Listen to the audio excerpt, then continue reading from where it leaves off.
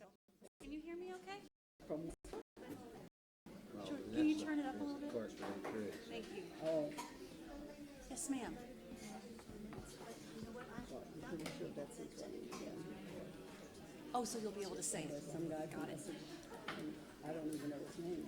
Some Benjamin. Better? Can you hear me now? It's already- Oh, that's much better. I can tell. It doesn't. Okay, everybody, we're going to get started. Are you?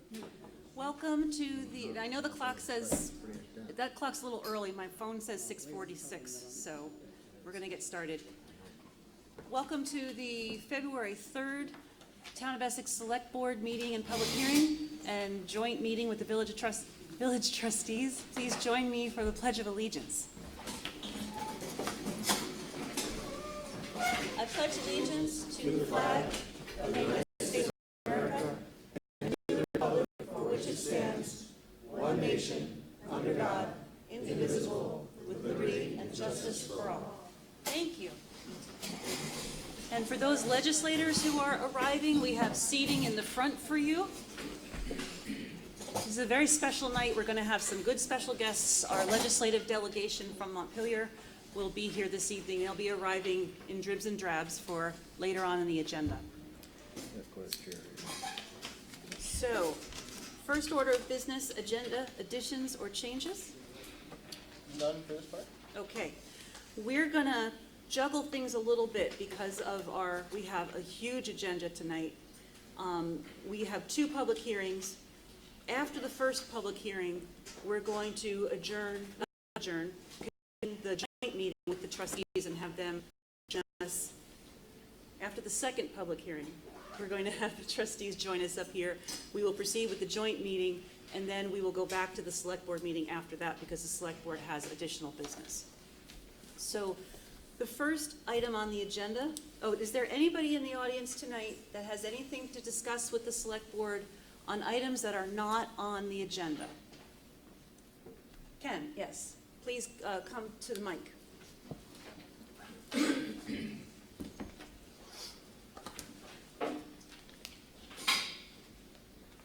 Thank you. Ken Signorello, Freedom Hill Road. Vermont law, in its wisdom, gives us the charter changed by petition process to protect the majority from an unresponsive select. Excuse me, Ken, is this on the agenda? This is something we'll be discussing. I'm speaking about the state statute at the moment. Thank you for clarifying. It includes a provision that restricts the board to only making technical changes to the wording.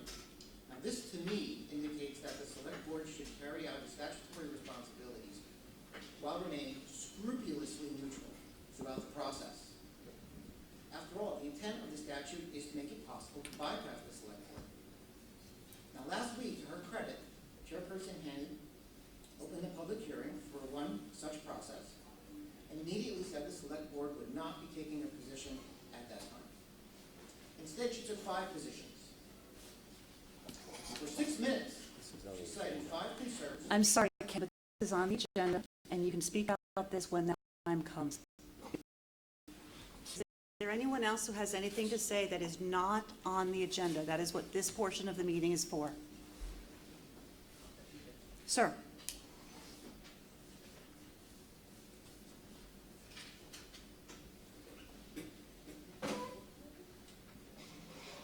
My name is Dennis Bergeron. I live on Alderbrook Road.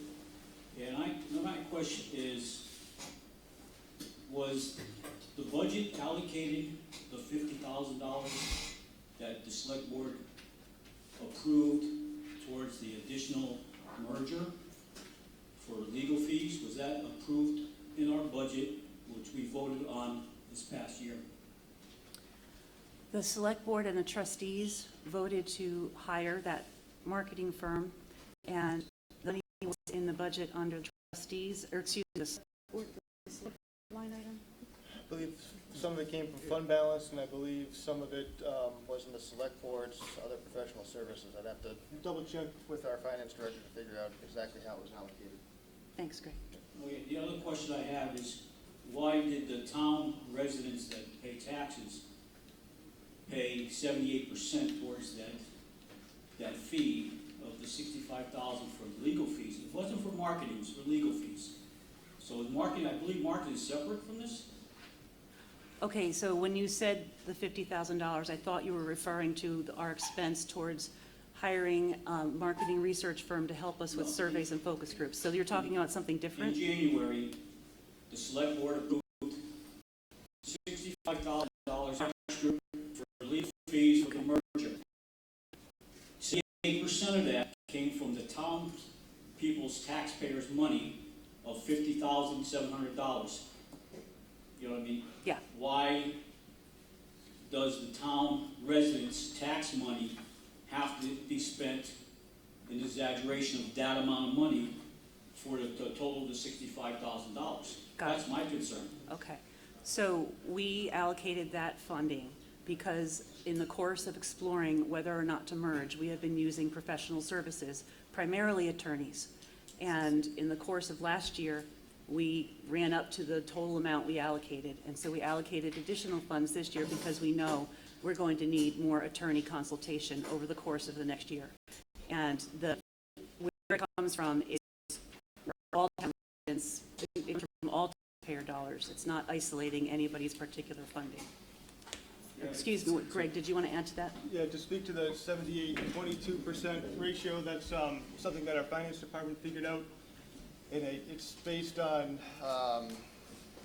some metric of the grand list, where essentially it takes all the residents of Essex, inside and outside the village, and it applies the cost of these shared services, or shared, in this case, shared project of exploring the merger, and it spreads it out equally, so everybody pays the same amount.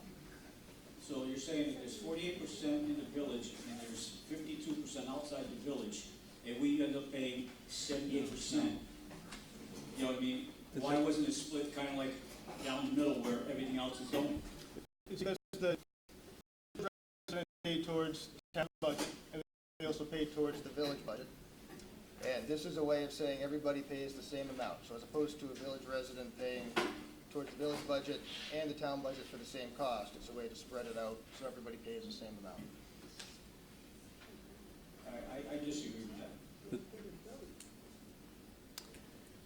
Anybody, Margaret? I just want to ask Greg to speak into the mic. Will do, thanks. Any other questions for the board?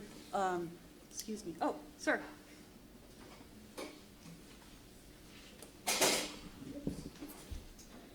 I don't have any questions for the select board. I don't have anything on merger or taxes or anything, just clear the air. Could you share your name, please?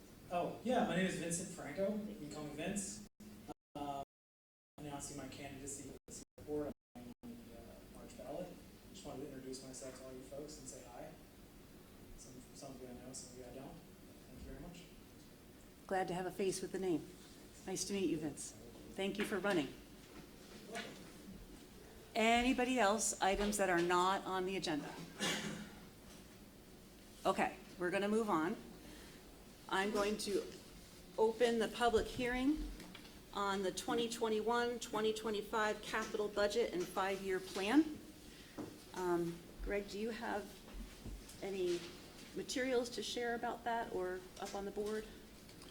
No, you had a chance to review the capital plan and budget last week. I understand there were comments made about that. Sarah has done the budget based on some of those comments. It'll appear with the comments you made in the annual report that goes out. But apart from that, nothing new to share. Okay, thank you. So this was warned as a public hearing, so if there's anybody here who would like to talk with us about the capital budget, now would be the time. Come on up to the mic. Oh, okay, he's sitting down. Okay. Ann?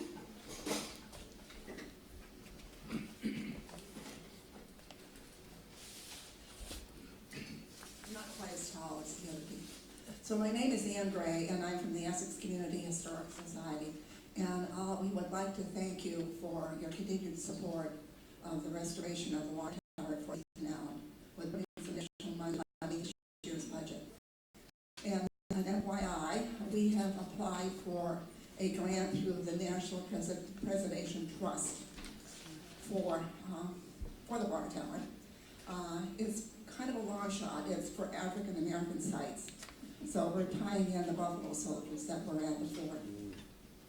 We will know by the end of March if we are, what we submitted was a letter of intent.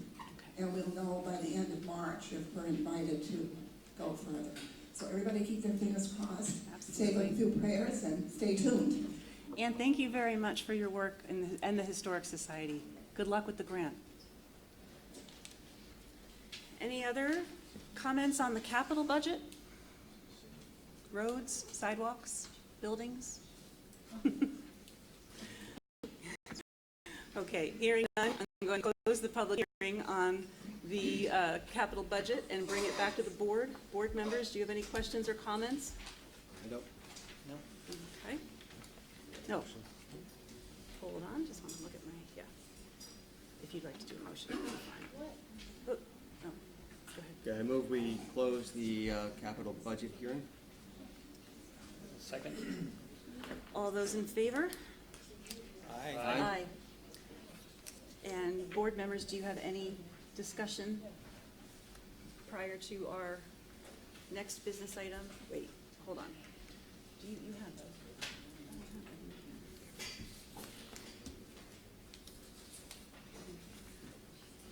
Well, no, you have a motion.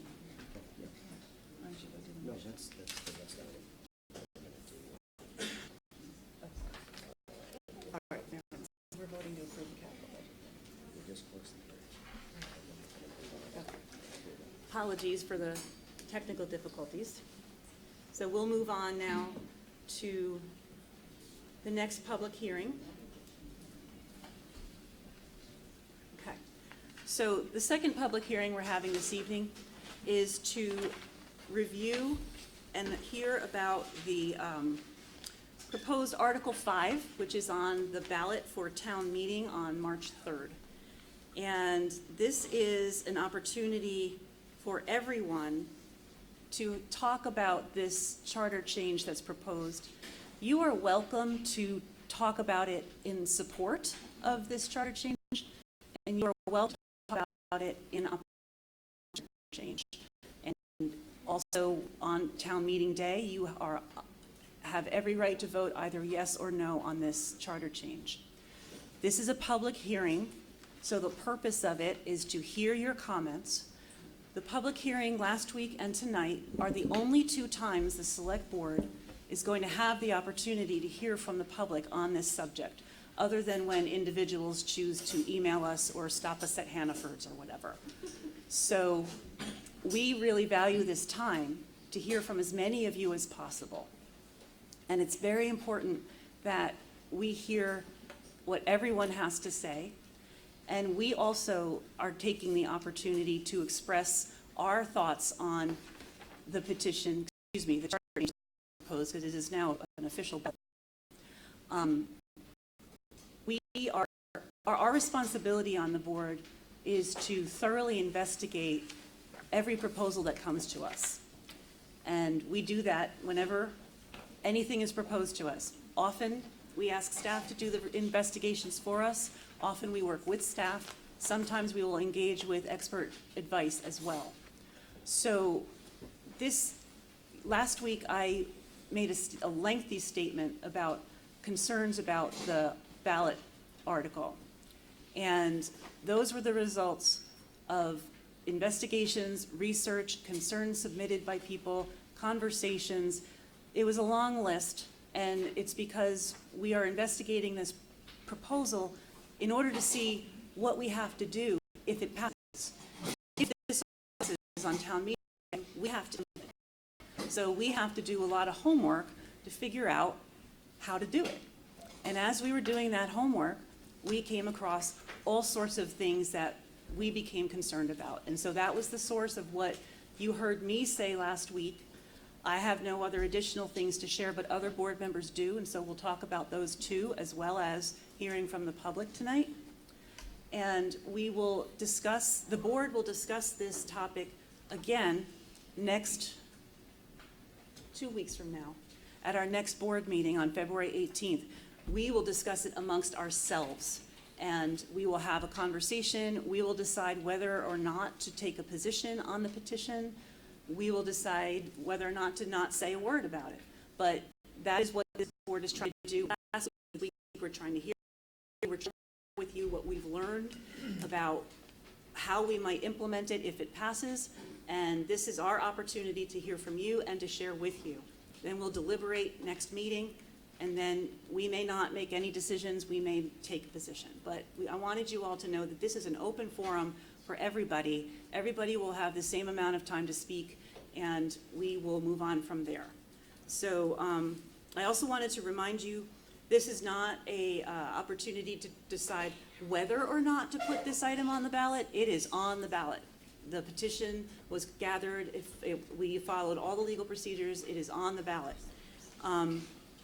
This is also not a discussion of the proposed merger plan the boards have been working on for the last 2 years. That's in November. So last week we heard some commentary from folks about that. Let's try to keep the discussion tonight about Article 5, because that's what we're here to have a hearing on.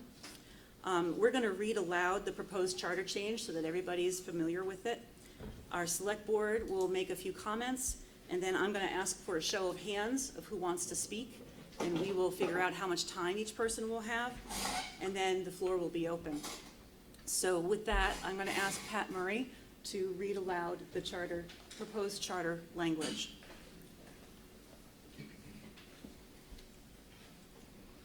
All right, I have it in front of me. The charter change will be as follows. The legal voters of the town of Essex, oh wait, sorry, that's the warning. Get the microphone.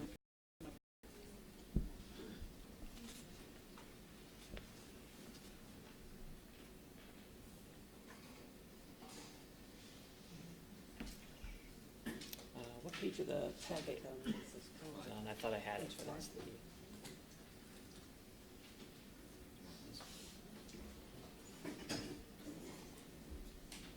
Yeah, no. Okay. If you haven't already, could you please sign in, especially if you're planning to speak tonight? There's a sign-in sheet in the back. Okay, take two.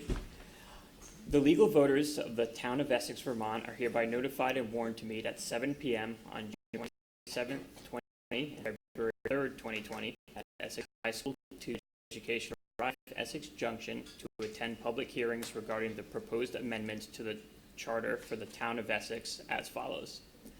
Shall the town of Essex amend the town charter to expand the select board from 5 at-large members to 6 members, 3 of whom would be elected from inside the village and 3 of whom would be elected from outside the village?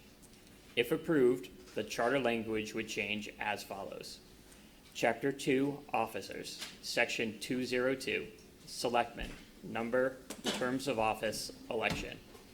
A, there shall be a Board of Selectmen consisting of, note change here, 6 from 5 members. And under Section D, all men to be elected, change from at-large to as follows. 3 from inside the village of Essex Junction and 3 from outside the village. Thank you. I would like to open it up for, I believe, Select Board Member Andy Watts and Pat Murray have some comments they'd like to make. So yeah, after the comments that were made last week, there was a couple things I wanted to bring up as well. It was said that there were no municipalities with even numbered boards, and I think there are. In fact, Burlington has 12, for example. Montpelier, I think, has 6, but in all cases they have a mayor that breaks ties. So although it was said that there are no municipalities with even numbered boards, there are, but they also have a mayor. Given that, there were a number of people that brought up the proposal or suggested 3, 3, and 1, so that there would be 3 from each proposed district and 1 at large, which would be similar to a mayor concept. And I wanted to point out that the survey was that was run by KSV. The response to the proposal to have a mayor for the municipality was very negative. There was not a lot of support for that, so just wanted to bring that up and remind folks of that. And then a couple other things that I wanted to bring up as considerations is the question of how the chair would be selected in a 3-3 situation. Again, having a tie would be very difficult to resolve. And it's a similar situation to what we have now with 5. The chair could be from either inside or outside the village, and there could be a perception of some advantage there. But in a 3-3, I think the voting there may be more challenging. The other thing I wanted to bring up is the fact that with a 6-member board, quorum is 4, so 3 members could meet in private behind closed doors and not violate open meeting law. It's true, you know, as we are today, 2 of us can get together and we do that. We talk outside of meetings to each other, but in the case of a 6-member board, 3 people could get together. So each of the 2 districts could have their own private meetings outside of the public view. Just wanted to bring those up those concerns. Thank you, Thanks. Andy. Pat? During last week's meeting, there was some concern that I had because I felt like in the audience that there was this impression that the proposal itself could be adjusted or changed at some sort, because some people, when they got up to speak, were thinking, well, maybe we can adjust it because they like the sound of something slightly better. The charter change must go on the ballot exactly as it stands now in the wording as was submitted to us.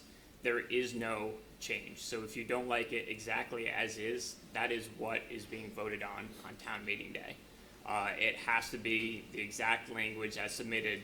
There is no option to make adjustments to it, either at this meeting or any subsequent meeting. It will be voted on precisely as I read it off. That brought up a larger concern that I have, because the charter change petition as submitted, while I myself am a proponent of a sort of a district-based voting, as it is, there is no mechanism in this charter change to adjust for an increase in population in either of the 2 districts that are created. I think that is not just a serious problem in the proposal itself, but is potentially a fatally legal flaw. And I anticipate that there would be legal challenges that will be brought up against it, because in 5 years or 10 years, there could very well be 13,000 or 14,000 people living in the town outside the village, while the village itself may still have 10,000 or 11,000. Representative would be the same. They may be able to adjust it later on with further charter changes, but charter changes are difficult. They require full votes of the entire town to happen. So just something to bear in mind as we're going forward with this, and as people come up to speak, that it's important you recognize that the language as submitted is the language that we are voting on with no further changes. Thank you, Pat. Okay. So, can I get a show of hands who wishes to speak this evening? Keep them up, please.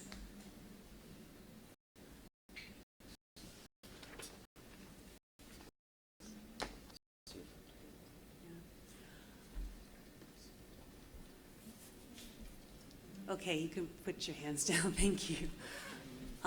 Let's go with 2 minutes apiece. We have about 20 people at least. So when you come up to the microphone, please state your name and good and clear so that our recording secretary can hear it. And just a couple of reminders. I know we've all been through this process many times. Please keep your comments brief and respectful. Please don't have side conversations while others are speaking. Please direct all comments and questions to me as the Select Board Chair. I may defer to other members of the board or the staff to answer questions if appropriate, but we are here to listen. Speakers will be given minutes for your comments. If your time is out, we will cut you off. Please be respectful of others' time. And if someone ahead of you makes the point that you wanted to make, then please just say, I agree, as opposed to making the same exact statement more than once. Remember to state your name clearly, and everyone will get a chance to speak once.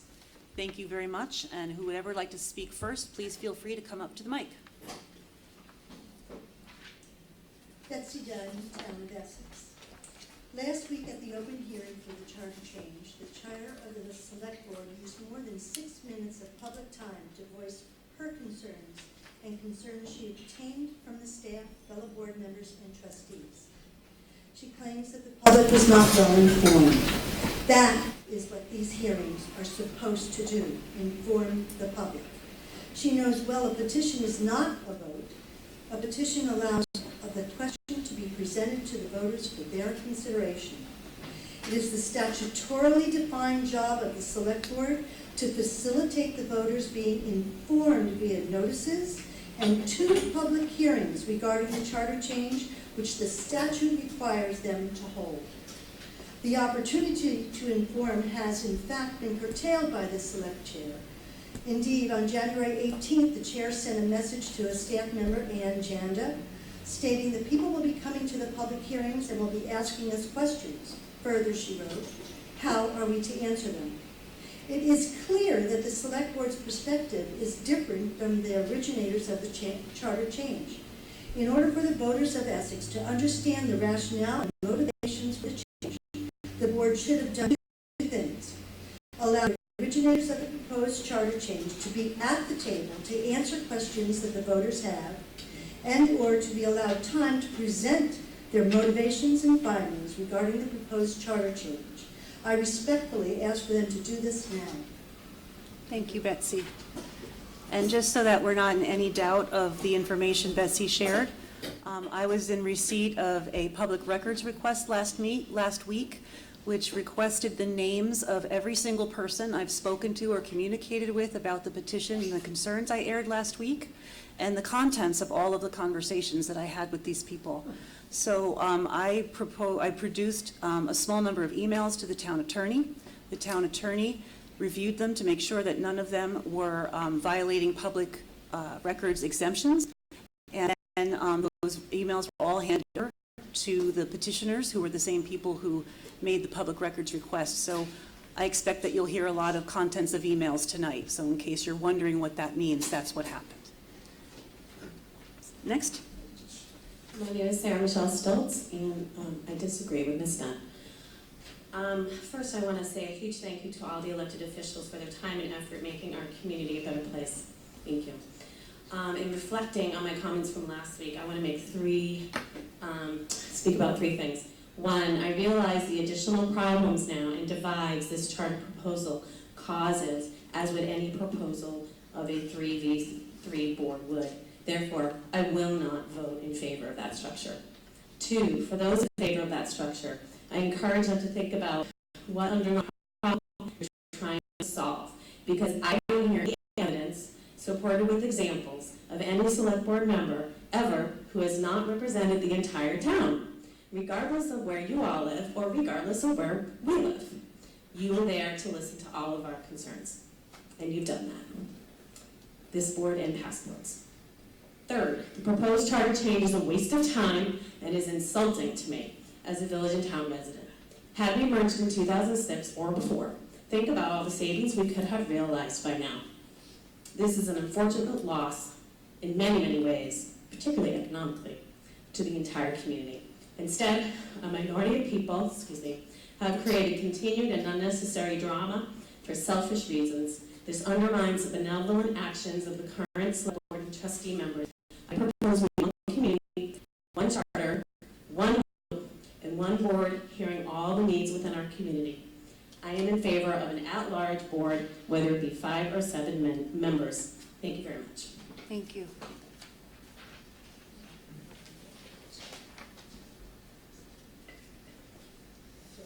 That's okay. My name is Jan Abbott, 2 B's, 2 T's, and I have lived in the town of Essex. Oh, okay.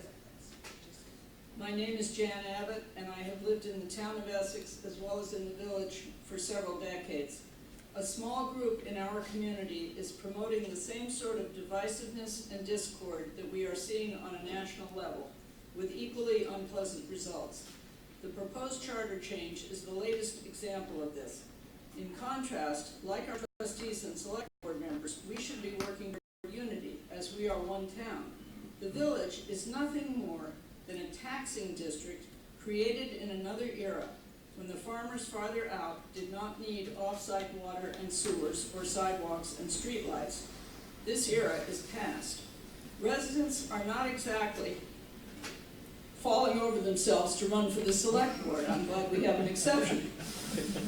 When there is a contest, the most qualified person should be elected, not the best located. I have never, ever voted in 56 years for a select board member based on where she or he lived. An even number of board members makes no sense, as it could lead to high votes. Timing of the proposed charter change is totally inappropriate, as we should presumably be voting on merger this fall. And as the previous speaker said, not quite in the same words, the proposed charter change is a solution looking for a problem that does not exist.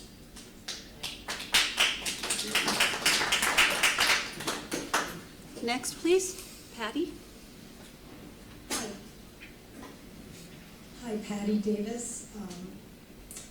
In Essex, half the population is underrepresented in local government at any one time due to the uneven number of seats on the select board, whether you live in the town, in the village, or outside the village. I'm talking about concern number 2, even number 4 from the previous hearing, which we had.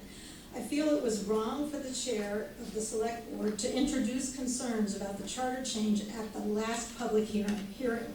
One concern she voiced was for an even numbered board.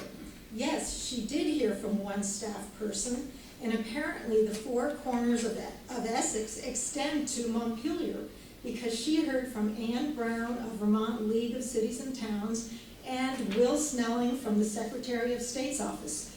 But she solicited these comments about an even-numbered board. She also gave incomplete information about our school board. One of the 9 votes is split between 2 people, meaning that there can be 4.5 to 4.5 tie. So how would you deal with ties? Ms. Haney should already have an answer.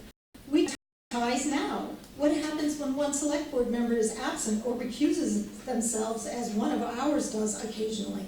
The same thing you do now. You either negotiate or table the issue until you can reach a majority consensus. That is the whole point.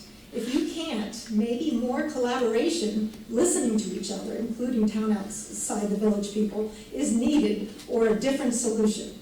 This is exactly what we need, a charter change. When something isn't working for us, it's time we try something new to make it work. Final thought, our charter is not, and this change would not be set in stone. You can ask for a charter change. It doesn't take years. Thank you.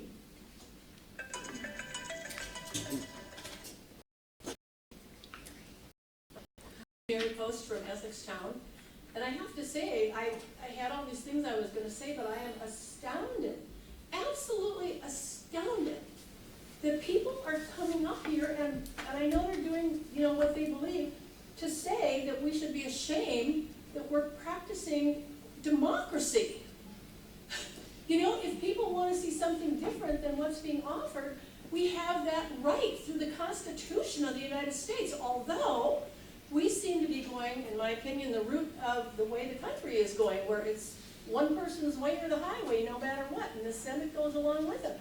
And I would hope that we would be better than that. So I respect, people's views.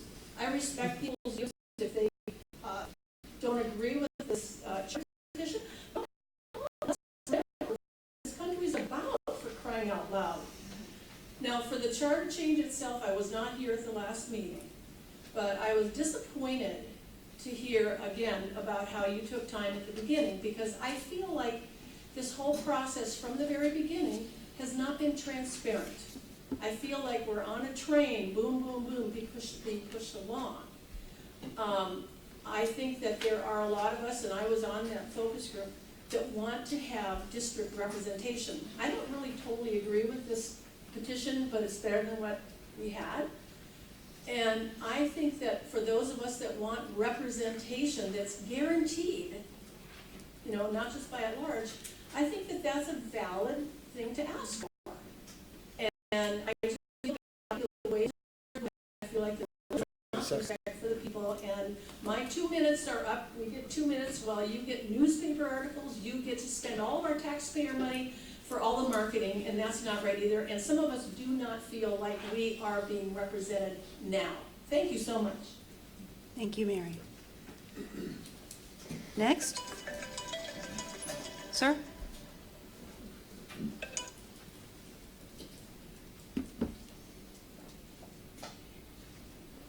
My name is Dennis Bergeron. I live at 20 Alderbrook Road. Before I start my 2-minute talk, I want to make everybody aware that the posting on the board is incorrect. Based on the warning that was posted, Section 2.202, Selectmen, numbered terms of office 11. There shall be a board of Selectmen consisting of 6 members. That's correct. Now, B, the terms of the office of Selectmen shall be for 3 years.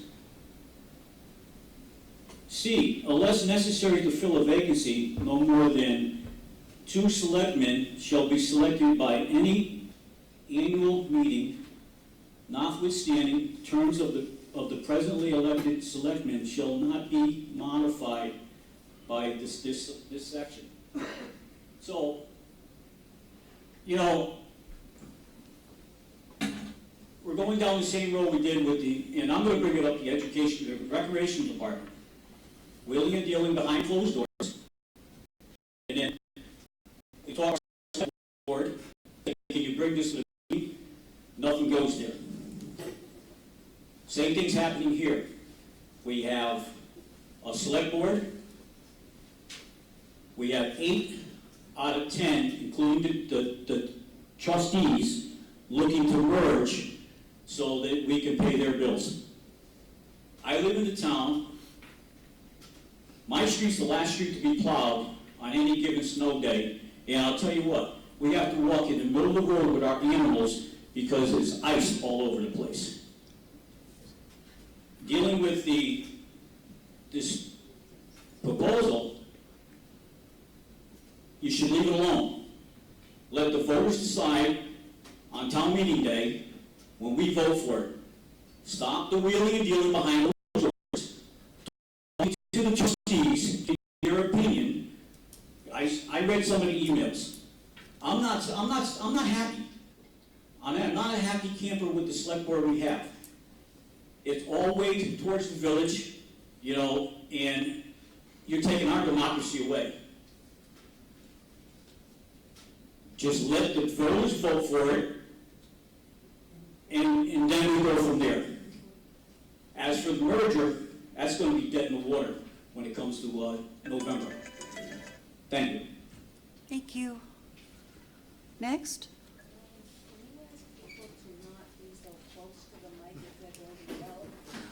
When you do come up to the microphone, please don't put your mouth right up close to the mic because it's pretty loud for those of us in the front. But maybe like this.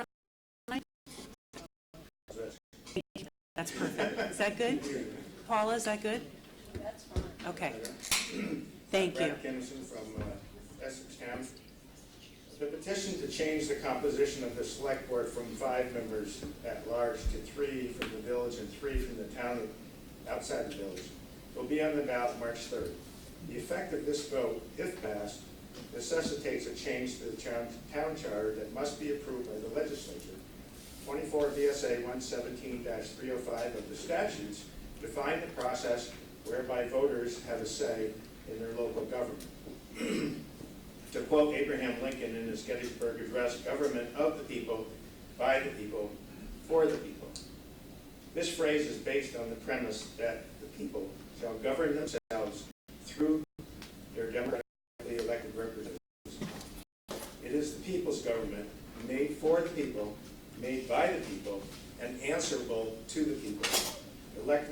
serve at the pleasure of the people.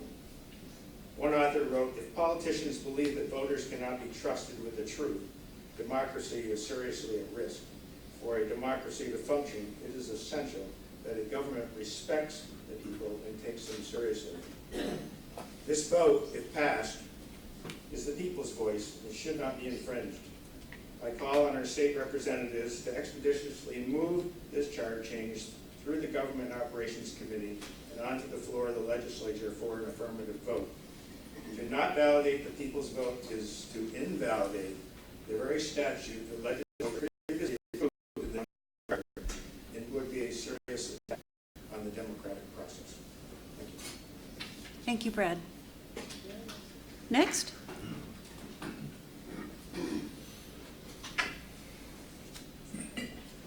Is this okay? Can everyone hear me? Good. My name is Gabrielle Smith. My property is at the border between the village and the town outside the village. I live in Countryside neighborhood. I, like many residents, want us to have a future together as a strong and united community. For many years, since I've lived here, divisions around taxation and how we fund municipal services has been and remains the issue that is festering in our community. We have to deal with it in a way we can all live with, and a way that makes sense for us as a whole community. Changes to the charter petition are based on what divides us. The petition wraps two decisions into one vote. One decision is to create representative districts on the select board. The other is to determine what those districts are. I'm very open to the idea of representative districts, having learned about it when I was on the Essex governance group. If we determine there is a need for our municipality to create a representative governance structure, then let's choose districts that will serve the entire community in making decisions in the best interest of all of us. Defining the way we represent ourselves by what divides us is a path that will take us away from becoming a more vibrant and strong community. This petition does not resolve our issues. This petition focuses on what divides us, and that is not a way forward as a strong community. Thank you. Thank you. Next, please.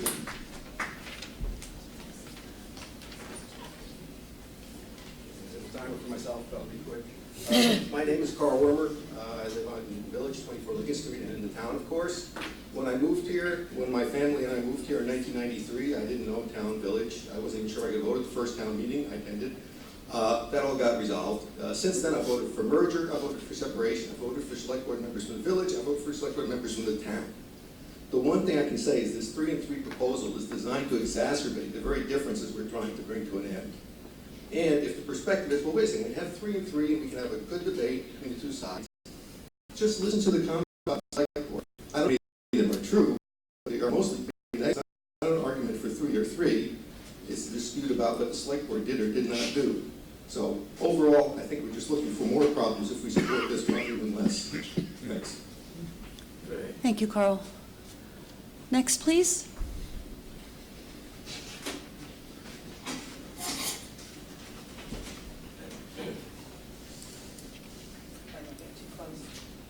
This is good here, you guys, or a little closer? I'm shorter. My name is Lorraine Zaloom. I live on Center Road in the town, and I grew up in the village, so different perspectives. Like the previous speaker, I too would like to see a merger at some point, but for in a town, and it worked very well. And I find that this is not working very well. From having lived here for a number of years, I don't remember it being like this. So we have to do something about it. One of the reasons I come to this is because someone very close to me had a very bad experience. And whenever I talk about it now, it happened a number of years ago, but when I explain the situation to people in the village, because I know a lot of people in the village, as opposed to people in the town, because that's where I grew up, they are shocked. And that says to me, even though to the best of our abilities, we do wish to represent everyone, it doesn't happen because we don't live those experiences. So I understand that your intentions are there, and you all feel like representing walking cows down the road. I've never walked a cow down the road, you know? That's just, that's not our experience. So we don't know what the problems are. And I work in a plumbing industry and from an engineering family, and I've learned that you solve the problem as it comes up. And this really, hopefully, will keep it away from the vitriol and seeing that we're finger pointing at each other. We're all neighbors, we are neighbors. We do understand we all want to stay neighbors and friends. We do want to work this out. So we'd like to move away from that vitriol and stick to the problem at hand in terms of what I see going on both sides.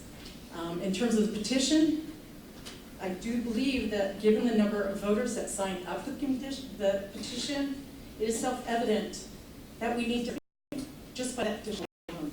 So, I do appreciate it. Thank you.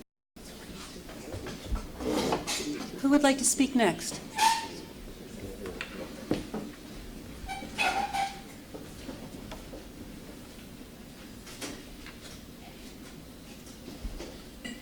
Hi, I'm Sharon Elaney. I live on Brigham Hill, and the last person just said everything I was going to say, so I want to give my time to Ken Signer up. Thank you.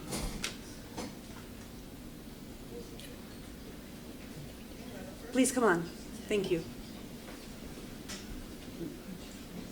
My name is Mary Lou Hurley. I live outside the village, in the town outside the village. Mary Lou, could you speak up a little bit? Okay. Thank you. My name is Mary Lou Hurley, and I live in the town outside the village. I want to thank the legislators, especially for the Super Bowl last night. My husband and I have lived in the town outside the village for 44 years. Given more time, I would relate some rather unfortunate circumstances we have had due to decisions coming from the town inside the village. I would assume that folks inside the village could come up with their own difficulties through the years. Things have happened over all these years, and we want to move on, but let's just say that there are many people in the town inside the village and in the town outside the village who have different perspectives.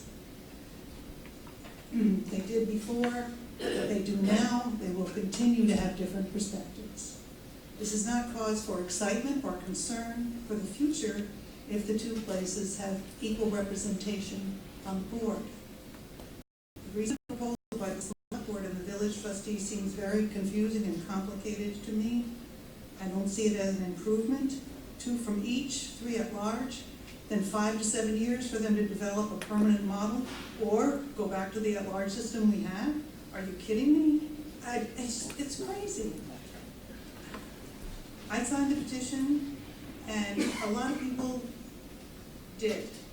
I don't see how you can disagree with what is fair. We're just talking about fairness here. How can you argue with fairness? I don't think having an equal number of people is a problem. You come to a decision. That's what it's all about. I don't think that's a big issue. Thank you. Thank you, Mary Lou. Who would like to speak next? Bob?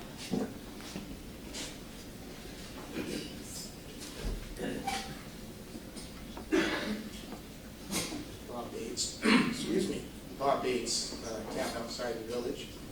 Proud to be sitting this evening with 2 very dear friends from the village. That's the way it should be, right? Okay, so that said, I want to just talk for a little bit about process. My understanding is that whether this proposed article passes or is defeated, let's say it passes, the select board is continuing to discuss the entire merger plan, which might include either their current proposal or some other variation thereof, with suggestions for 3, 3, and 1, and so on and so forth. So I believe that it's very possible that even if this were to pass, and then next fall, the board's ultimate proposal goes to the voters and is approved, that that version of the charter change would supersede anything that we vote on March 3rd. So everybody needs to know that. It may not make any difference anyway. I hate to say it, but that's the case, because they could come up with something totally different. So, that said, I will close by saying that I have had the privilege of chairing a board that was an even number, by consensus. You better believe it, but it makes people really listen to each other. And people always have the option of standing aside for the good of the entire group, whatever it is, community in this case, rather than voting against something. So it can work, it does work. Thank you. Thank you, Bob. Diane? May I speak to the capital plan, because your meeting was warned for 7 when I left town on Thursday, and I just got back an hour ago. So, can I have that 30 seconds? I'd like you to please include the money on the capital plan for the documents to be preserved in Lincoln Hall. I saw the capital plan when I was at the planning commission meeting a couple weeks ago, and let's mention that. And I would like that money there. I don't think we should be losing documents to mold and other things. But as to the charter change, had we approved the charter change 12 years ago, this would be a moot point on this vote in March, because it would have already laid things out. As this proposed amendment is flawed, it has no allocation for population change. I will be voting no. I do know that when you have an even number, it can work. U46 had 6 members. EWSD has 9 members, but yes, back in the day, we had a 4.5. Guess what? You move on because it just failed. You must try again. You're right. Consensus does work, but it takes longer, and people need to talk to each other. And right now, I wish we were talking to each other in a much more polite manner and cut out the vitriol and all the other stuff, because quite frankly, I think we can really talk to each other in a very calm manner. And I hope that we all consider ourselves residents of this town and treat each other as the neighbors we expect. Thank you. Thank you, Diane. Iris Banks. I live in the town outside the village. I strongly support the charter change for all the reasons, and I will cede my time to Thank you, Iris. Next. Mike Sullivan. I don't feel it's important that I tell you I'm town or village, because I vote in the village and pay taxes. I vote in the town and pay taxes to the town, just as everybody here does. I want to thank the select board and the trustees for doing this work. They're doing a very good job at this. It's very difficult for what you got. When I started listening to the meetings on districting and what's the town plan for the merger type stuff, I never considered what the representation meant as far as who was from where. But I've been impressed. There needs to be some sort of districting, but it should not be along the lines of the town and the village. It should be along, at least one of the things I was most impressed by is like somebody made at the last meeting a point where there's a very rural part of the town, which is different than the suburban part of the town, which is different from the village part of the town. And I can see a districting based on much more less geographic, but more to the point where it is representative. Well, I think you're right, it is back to the graphics of it. But I think that I'm running out of it. I think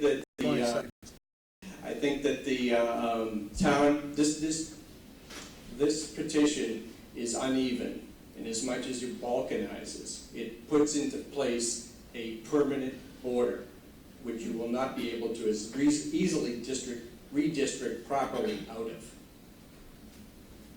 Thank you, Mike. Next, please.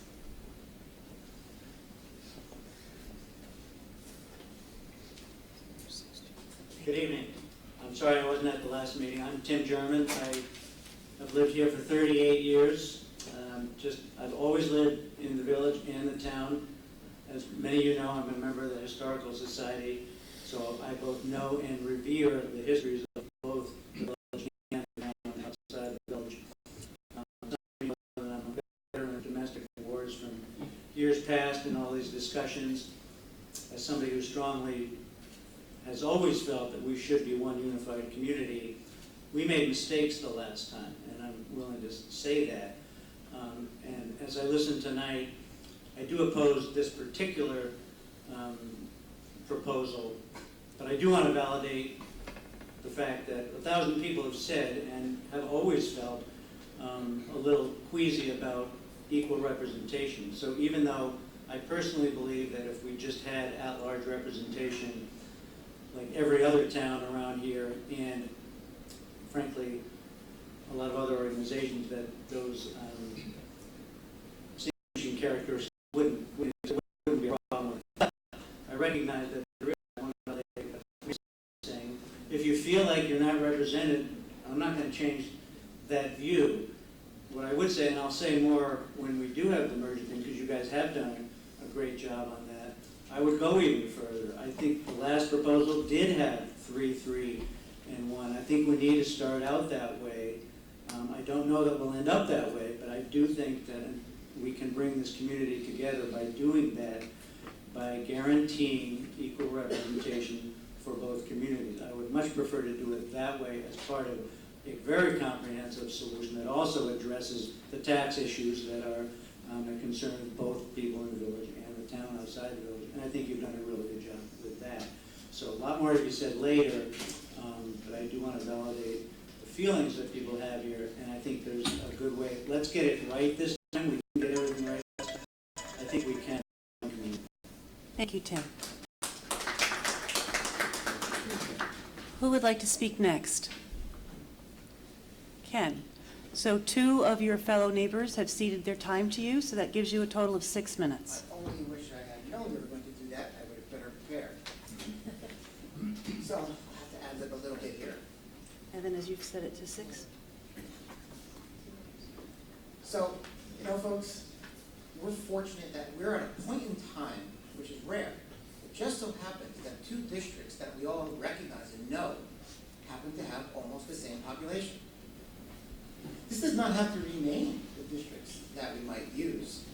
It can change. We will need some kind of redistricting mechanism down the road. At least we would get something set that we all know. Voting places stay the same. Registration lists stay the same. It would be an easy transition to move from that mechanism to one which might need to be different. And what kind of a board would you like to make that redistricting choice? It might be nice if it was an even board, so that can be a good compromise and nobody will be left thinking, I got the short end of this majority situation. For those who are thinking that it's a minority that are involved, I only got involved in understanding what was going on in our town 6 months ago now. It's hard to believe. I've lived here for 15 years, never went to town meeting, I'm embarrassed to say. Not clubbed in. Hardly knew who I was voting for when I went and voted. Imagine my surprise when I went to the first meeting and saw what I saw. I saw a majority ruling, and a majority not necessarily representing me and people around me. I thought I lived a rural existence on Brigham Hill Road. I can tell you now, no. There's much more rural.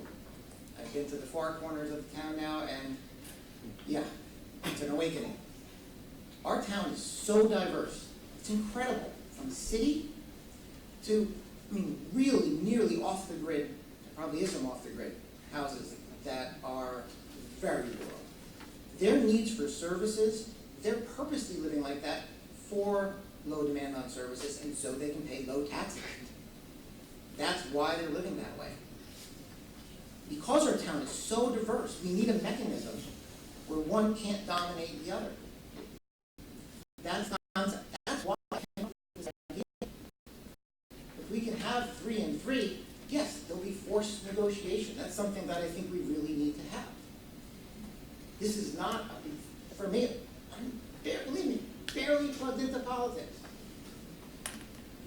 There were a number of issues that were raised, technical issues that were raised about the charter change. I want to try to address those in the little bit of time that I have left. There was a concern about statutory districts that are not defined. That the area that would be one of these districts is not statutorily defined. I would suggest that the town is statutorily defined, its boundaries are clearly statutorily defined. The village's boundaries are clearly statutorily defined. If you subtract the two, you get an area that has boundaries that are statutorily defined. It doesn't have a name. We know what it's called. It's the town outside the village, but it's not a legitimately official name. So it is statutorily defined boundary-wise. The other issue, I will point out one other thing. Those same boundaries are included in the merger plan, the very same boundaries, the same districts. So to call it not legit when it's included in the same plan that all of these folks voted for seems a bit hypocritical to me. Secondly, transition. Apparently there's no transition plan. Well, guess what? In the statutes, in our charter, the plan is there. It says very clearly, no member can be unseated. So, if this passes and the legislature approves it, at that moment we have a vacant seat. Next thing that happens, annual meeting, vacant seat is filled by whoever is missing a representative, whatever district is missing a representative. The next thing that happens is at-large members' terms, they can't be unseated, their terms begin to expire, and you have annual elections just like we do now, except now they have to become from representative districts. The plan for transition is in the charter. That's why we didn't include one. It's baked in. Done. Automatic. Sorry to get a little bit crazy. Legislative report. So there was concerns that the legislature would not approve this.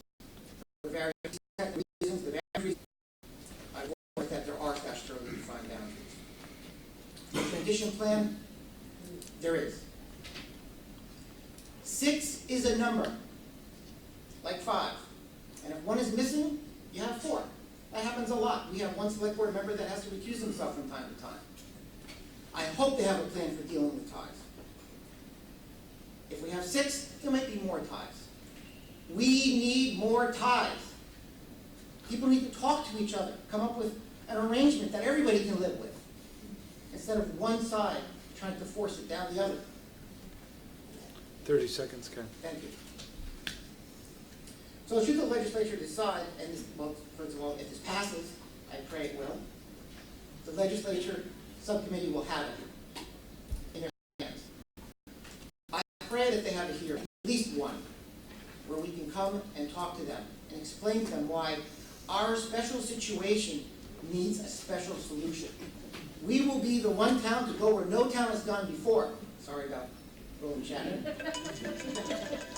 We'll be unique. I hope we can do it. Thank you, Ken. Thank you. Would anyone else like to speak? Irene. Thank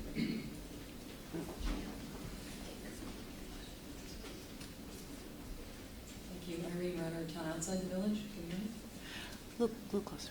Or raise the mic up a little bit. There you go. Okay, thank you. Essex Select Board members are currently elected at large. At-large representation such as this was best in small and more communities. Large representation worked well in Essex over time, given the town's size, as well as its two-pronged history, geography, culture, and settlement patterns. It's simply not feasible for each select board member to understand and represent all at once the interests of 22,000 people living different lifestyles in a variety of settings, downtown, suburban, and rural. Because it's humanly impossible to represent all those people at once, select board members naturally take on and vote for the issues that they're most familiar with. Therefore, whichever half of town controls the majority on this odd-numbered board, they also control the direction of policymaking and budgeting. Whichever half of the town controls the majority of seats also controls the year's agenda for the entire town at the other half's expense. How much expense, you might ask? Well, the current plan designed by the village majority is looking to shift several $1 million from the village general budget onto town outside the village residents who have never voted for those services. What's a town to do? Well, diverse communities such as Montpelier and Burlington use ward-based or district representation instead to ensure that different populations have appropriate input at the board table. It's time for Essex to honor the different voices in its village and town outside the village by equalizing the representation in each of these districts, just as our Essex Westford School District did 2.5 years ago. I find it interesting that everyone keeps forgetting that that's an even number board. It's a board that uses the village and town outside village districts. And I didn't hear any one of you complaining 2.5 years ago when that was proposed by the school district. Just saying. Irene, your time is up. Thank you. Understand intuitively that equal teams on a level playing field will make for a more harmonious and fair future for everyone. Thank you. Thank you, Irene. Okay, we have time for maybe 2 more comments, and I think we've gotten almost everybody who's raised their hands. Paula? Oh, sorry, Brian, and then Paul. Oh, okay.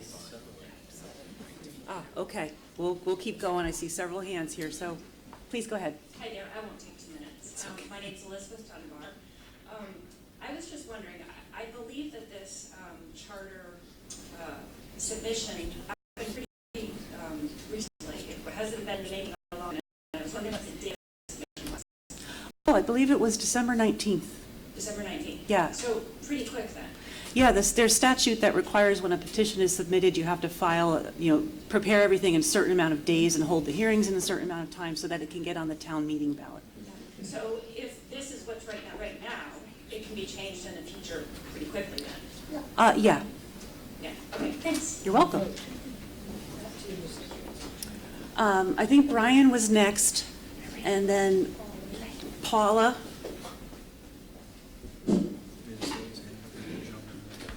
We're going to do Brian, Paula, the gentleman in the red shirt, Harlan, gentleman in the blue shirt, Margaret, and then we're going to...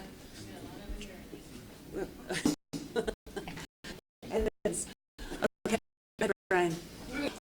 Hi, my name is Brian Sheldon. I live at 115 Jericho Road in TOB. I think it's important in a democracy that voters choose their representatives and not that representatives choose their voters. It's because of this belief that I have concerns about the charter amendment proposal at issue tonight. Charter amendments should be for things that are permanent. This charter amendment is no different in that it seeks to create 2 districts and entrench them forever. Right now, those districts are the correct size, but that won't always be true. The TOB has more room to grow. As it does, eventually the TOB will be a larger population than the village. At that point, we will have a one-person, one-vote problem. The law requires redrawing boundaries when voting populations change. The charter prohibits that. We're at risk for such a law in school board districts. So far, we've been lucky that no one's decided to challenge their legality, but I worry that someone could. Let's not exacerbate the problem. The proponents of this charter change have expressed concerns about representations. I share those concerns, but not for the same reasons. If the goal of the proposal is to equalize the voting power of the TOB, it's actually likely to have the opposite effect. As the TOB grows, our voting power will become increasingly diluted. Instead, I propose something that can in fact be permanent, an independent redistricting commission. Such a commission, especially one where politicians are excluded, could draw lines that are fair for all, could make select persons responsive to all corners of Essex, protect us from the expense of a lawsuit, and prevent our workers from making decisions, including myself. I recommend that everyone vote against the A3 proposal on town meeting day, and and then let's work together to create a ward system that's legal, that can be redistricted, and brings Essex together. Thank you. Thank you, Brian. Paula?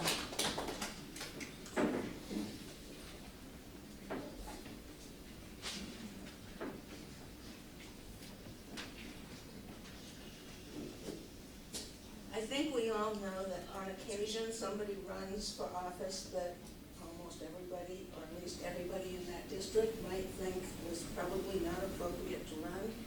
And so that's why I really support having one, not a whole bunch of at-large members, but one at-large. It could be from either district, but I think people need to have the option of voting for someone who isn't running in their district. Thank you, Paula. The gentleman in the red shirt. My apologies for not remembering your name.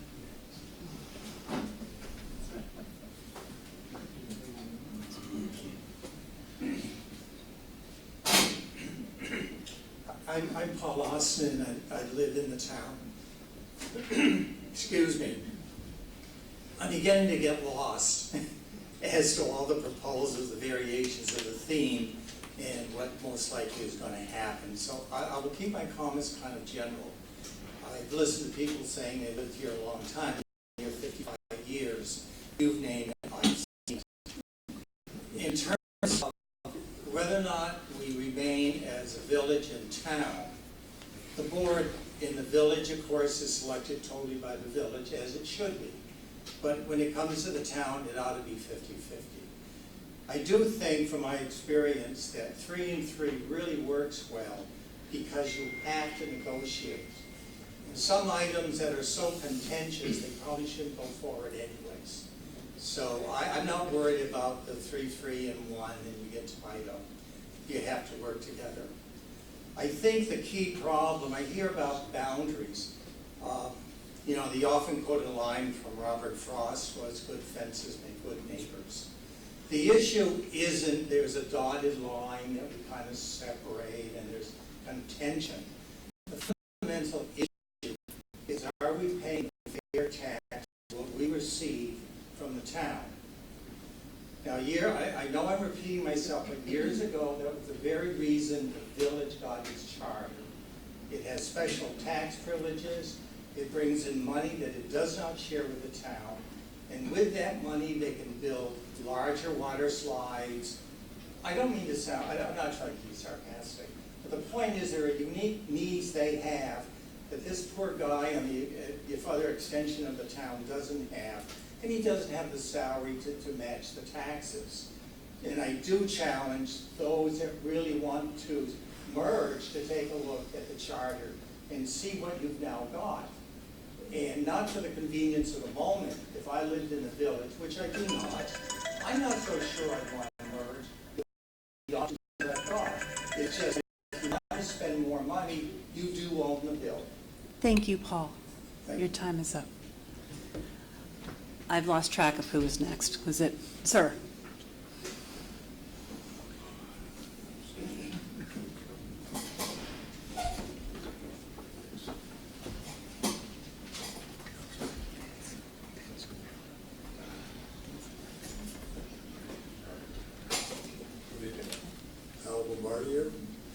In a rather unique position here, being on the EWSD school board representing town Essex, and we live outside of the village. I just wanted to share a couple things with you. Number one, when we were in Junction high school, I went out to the community with a handout with information about why the town should purchase the high school, split 50-50. I went to 800 homes over a 3-month period, wore out 3 pairs of shoes, did that twice. I talked with a lot of people one-on-one, and there is a real perception that the residents feel that they're not being represented fairly, and it's deep-rooted. The other thing I wanted to say was, for years and years, we've been here over 50 years, there's a political aspect of this. When decisions are made, they're not explained in a way that exemplifies fairness and equality, equity. And people can conclude that it's unfair, and it's unfair representation is the core problem. I don't know. But I can tell you this, as for representation on the school board, it's been enlightening. The even number of votes really does force people to make choices and to compromise. And for a long time, I'm looking at the transportation for Essex Junction, and I have a lot of concerns. It's a $700,000 bill. But when all was said and done, after months of talking about it, working on the committees, I supported that. It was the right thing to do for kids. It was the right thing to do. And so we outlined this $700,000. That was a joint discussion. So, in conclusion, I really think the 3-3 is a way of worthy consideration, and it has a lot of valuable outcomes from it. Thank you. Thank you, Al. Thank you. Harlan.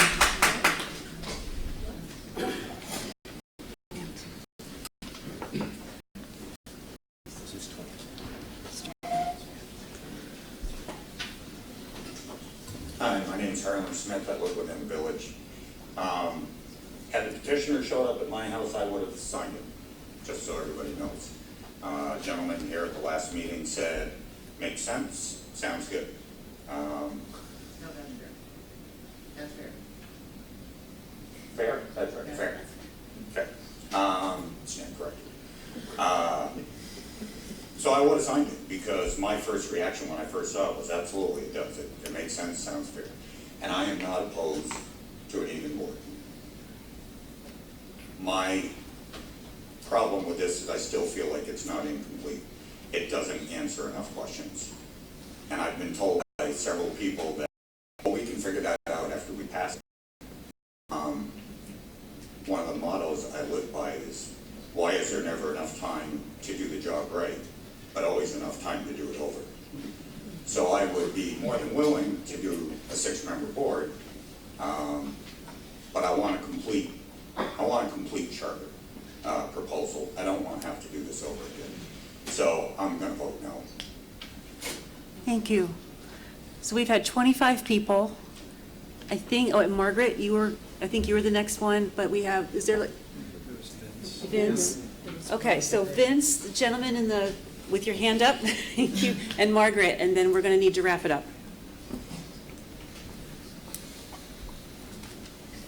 Hey. So I just, I'm fairly I've been here for like a bar, and I kind of grew up here though. Like my grandparents lived here. My grandmother and grandfather on my mother's side, they lived over on Taft Street, and my grandmother on my father's side, my grandfather passed before I was born. She lived on Brigham Hill Lane. So I kind of feel like I know a little bit about the village and the town, kind of like the different lifestyles. And in my campaigning, going around collecting signatures to get on the ballot for the select board, I sort of realized that this isn't about like a silver bullet or any charter change that's going to make this town better. There's an identity problem that we have. We have groups of people who don't believe they're part of the same community. We have people that live a mile from each other and don't believe that their neighbor is, who is someone worthy of listening to or worthy of listening to their opinions. Just because there's some arbitrary line drawn in their head that they live in some other community. It kind of echoes to me a book that I read about nationalism. It's called Imagine Communities. It talks about how nations rise up when people believe that they're part of the same community. And I don't see that right here. I don't see that here now in this community. I want to see it. It's why I'm running for the select board. It's why I want to be part of something better, bigger than myself. And I want to make that a reality for Essex. But like at this moment, I don't see it. I don't think this is a silver bullet, but it addresses problems that I think a lot of residents have. Thank you. Where'd Margaret go? Oh, Margaret, or sir?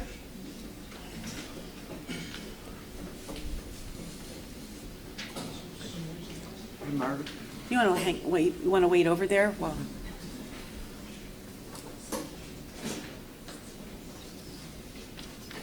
Yeah, I'm Yuki Norton. I live in the town, as everyone does. In one of my former jobs, I was a planner, and I used to try to predict the future. And I said that I had a whole drawer full of crystal balls marked void. Because you didn't do it.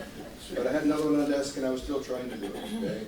And that's what we hear, you know, I've heard many people talk about trying to predict the future. Well, what's going to happen if, what's going to happen to that? Well, as someone said, we live in a democracy, and there's an opportunity for change. Go to the Secretary of State's office sometime and look up charter changes. Charter changes happen all the time. Minor changes. The city of Burlington, God, it seems like they go through one about every other year or so. So we shouldn't be concerned about what's going to happen if. There are always unintended consequences. When that occurs, then you take a logical approach, work things out, and propose a charter change if that's necessary.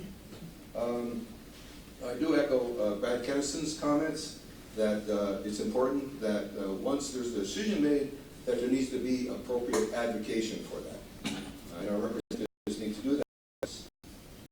Also, I echo what Mary Hurley said, that the current merger as it's presented, and we're not going to get into that, but that is determining districts, is drawing lines, okay, which are supposed to fade after, what, 12 years? Why 12? Anyway, you know, there are boundaries being drawn. Bob Bass's comment, also appropriate. Look, the select board is coming up with a merger proposal that we're going to vote on after this one. They have an opportunity to include potentially any of these kinds of problems that might be presented here. So there are lots of opportunities for change. We should not be held back thinking that, my God, what's going to happen if? No one can predict the future. Everybody's got a whole drawer full of crystal balls. Boy. Thank you. Margaret?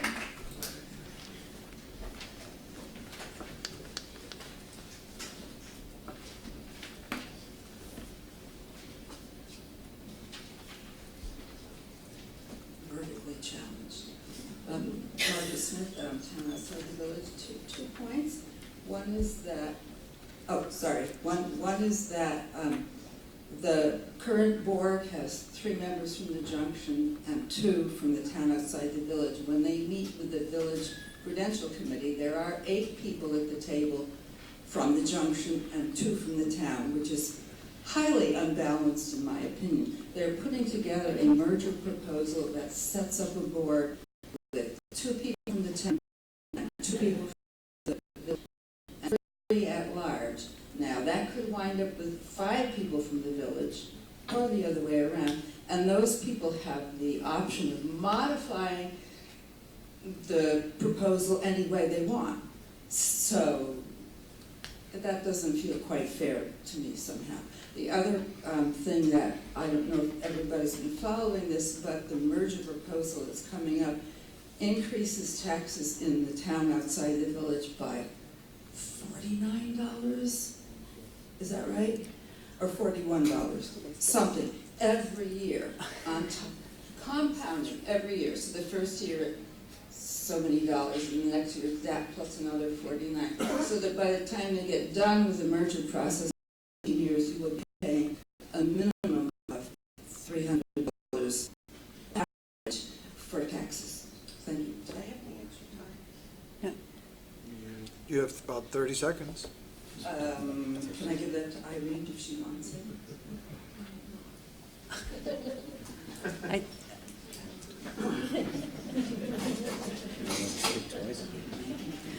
15 seconds. When one party loses their voice in a relationship, they lose their power. It's an unhealthy dynamic and it can lead to abuse. Over the years, our select board has seen one part of town or the other leverage its majority to enact, perhaps unintentionally, policies that benefit itself. Residents whose concerns are not being brought to the table or even given due consideration become highly upset. Thank you. thank you. Okay. Is there anyone who has already spoken? Jerry?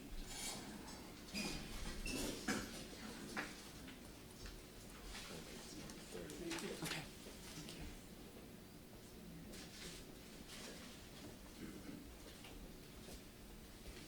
I live in Essex. Oh, please lower your voice. Here. I live in Or Essex. go away from the mic. Do you still live in the village? No, I live in the town. I agree with you and disagree with you. You can predict the future.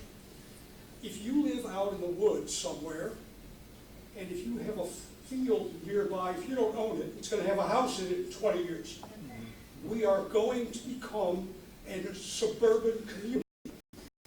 And we need to think, you know, hear about the present, we need to hear about, think about 20 years from now and how we want to manage then, in addition to the problems of today. Thank you. Could you you guys, speak I your think, name? do a great job. Thank you, Jerry. Oh, yeah, give us your full. Jerry Fox. Oh, I'm sorry. Jerry Fox, and I live in Essex. Thank you. Okay. I want to make sure everyone who's had a chance to speak once gets to do that, or everyone wants to speak once. Is there anybody else who has not already spoken, who has something to say? Okay. Bob, I'm going to give you a minute. Yeah, I don't want to speak again, I just asked, I wanted to ask if you would remind the informational meeting on the 15th at Essex Middle School from 1 to 3, maybe you could say a word about that.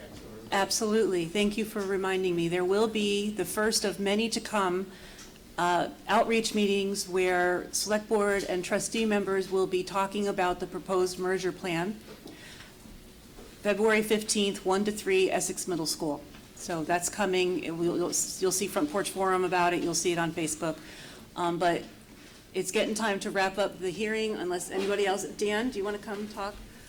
Anyone else who has not already spoken?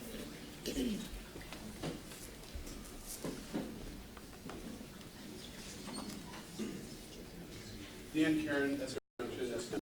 I just asked everybody here around and discussion committee. My three other partners on the subcommittee are Max Levy, Andy Watts, and Raj Chawla. And just to address those who are keeping track of this, we are the working group that is putting the transition and the charter together.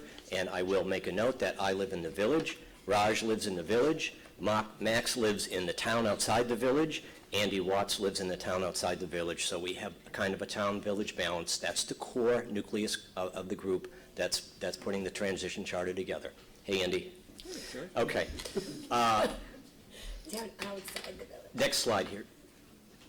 So how we got here very quickly, again, I want to kind of address something that I sort of is reverberating through these public hearings, that there's this sort of existential struggle going on between the village and the town on the and the Trustees.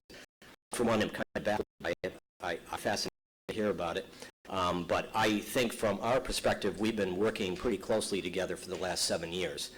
This started back in 2013 when the boards met and we started talking about sharing administrative services. At that point in time, the village manager had resigned, and rather than hiring another village manager, we had the idea of potentially having the town manager also become the village manager, and then slowly taking advantages of people retiring or leaving and growing. We thought we might be able to consolidate the administrations of the town and the village into one and see where that took us. See if that might be a different approach to consolidating the village and the town, or at least bringing us closer together and having better communication. So we, at that point, the two boards met, and we all unanimously want to make a point on the select board. There were 4 members from the town outside the village, and 1 person on the select board who was from the village. So again, this was not the village forcing something on the town. It was all done unanimously, willingly. I think if anyone had raised red flags, I don't think we would have gone forward with it. So we had a shared services report. Shortly after that, the town manager did become the village manager. Shortly after that, the village finance director became the finance director for the entire community, town and village. The village clerk became the clerk for the town and the village. And then we crossed a really big hurdle where we integrated the 2 public works budgets. We all drive, the reasoning was we all drive on the same roads. They all require the same amount of maintenance. Roads don't know whether they're in the village or the town. So we decided we just consolidate their budgets and just have one bill that goes out to everybody. And that was great, and it's been working great ever since 2016. 2018, we hired Evan Teach, our new unified manager. That was significant because he was the first manager hired as a unified village town manager. Evan commenced an alignment process to look at village and town various departments, policies, and procedures, and started to bring them together. And that's been going on, and that's a great story. But again, I don't want to get too far into the detail. And Evan, under Evan, we also started meeting regularly, the Board of Trustees and the Essex Selectboard, having regular monthly meetings. And I think last year probably half of our meetings were joint meetings like one we're having tonight. So again, the idea that we're struggling and we're forcing this on each other, I don't know where that's coming from, and I hope we can get by that. One of the things that we knew eventually that we would probably need to restructure the government. We knew that this probably wasn't a sustainable thing, just having a shared administration. We knew that sooner or later we were probably going to have to change the board structure. So in 2018, the 2 boards appointed a governance subcommittee. That's what I introduced earlier, to begin looking at different governance models, looking at doing research and looking at different possibilities for changing the village and town government. All of this none of this was going to be something that we were going to do on our own. We always knew that it was going to have to be something that went out to the voters, but we wanted to do a lot. So we'll go to the next slide. So the governance subcommittee, very briefly, we reviewed over 12 local governance models. One of them included separating the village and the town. One of them included creating a city with a mayor. We looked at everything.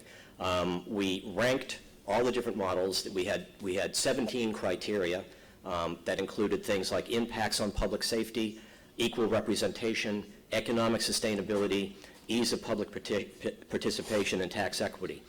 So we ranked them all. And after ranking them all and debating all these different models, we decided that a unified charter model would be the best approach. This would be basically, almost the idea would be dissolving the village charter and just really revising the town charter. But it would have required such an extensive revision. It also seemed perhaps a little more politically acceptable, the idea that we would just be creating a new town charter and incorporate, so that no one gets the impression that one party is eating up or, taking over the other. So that was our proposal.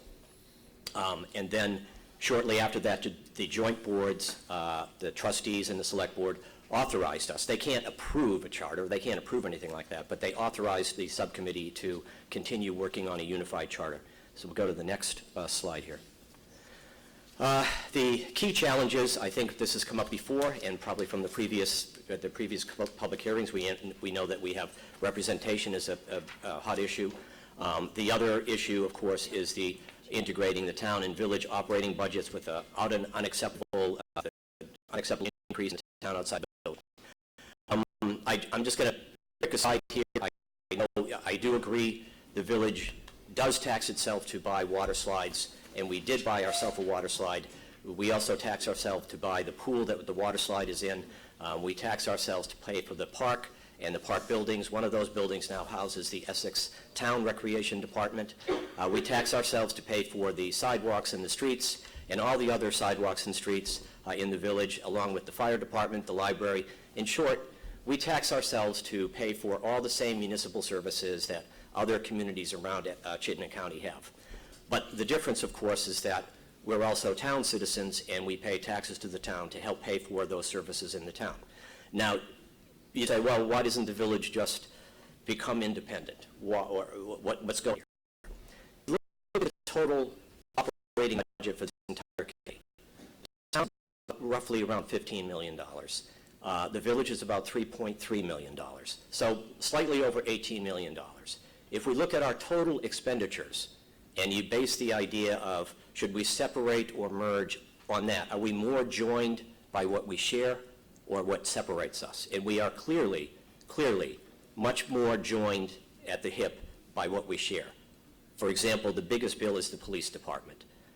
After that, it's the public works departments. Those are great big bills. We share those costs, okay? And so when people wonder why don't we just separate, that's part of the logic. So anyway, the other issue was designing a representative council model. This is different expectations, political views, and specifically voting district versus at-large elections. And again, we've seen how contentious this is. We understood it was going to be contentious going into it. And so we decided that we just needed to do a lot of research. As an aside, one of the things that we did was we hired Dan Richardson, who is an attorney in Montpelier, who is an expert on municipal law.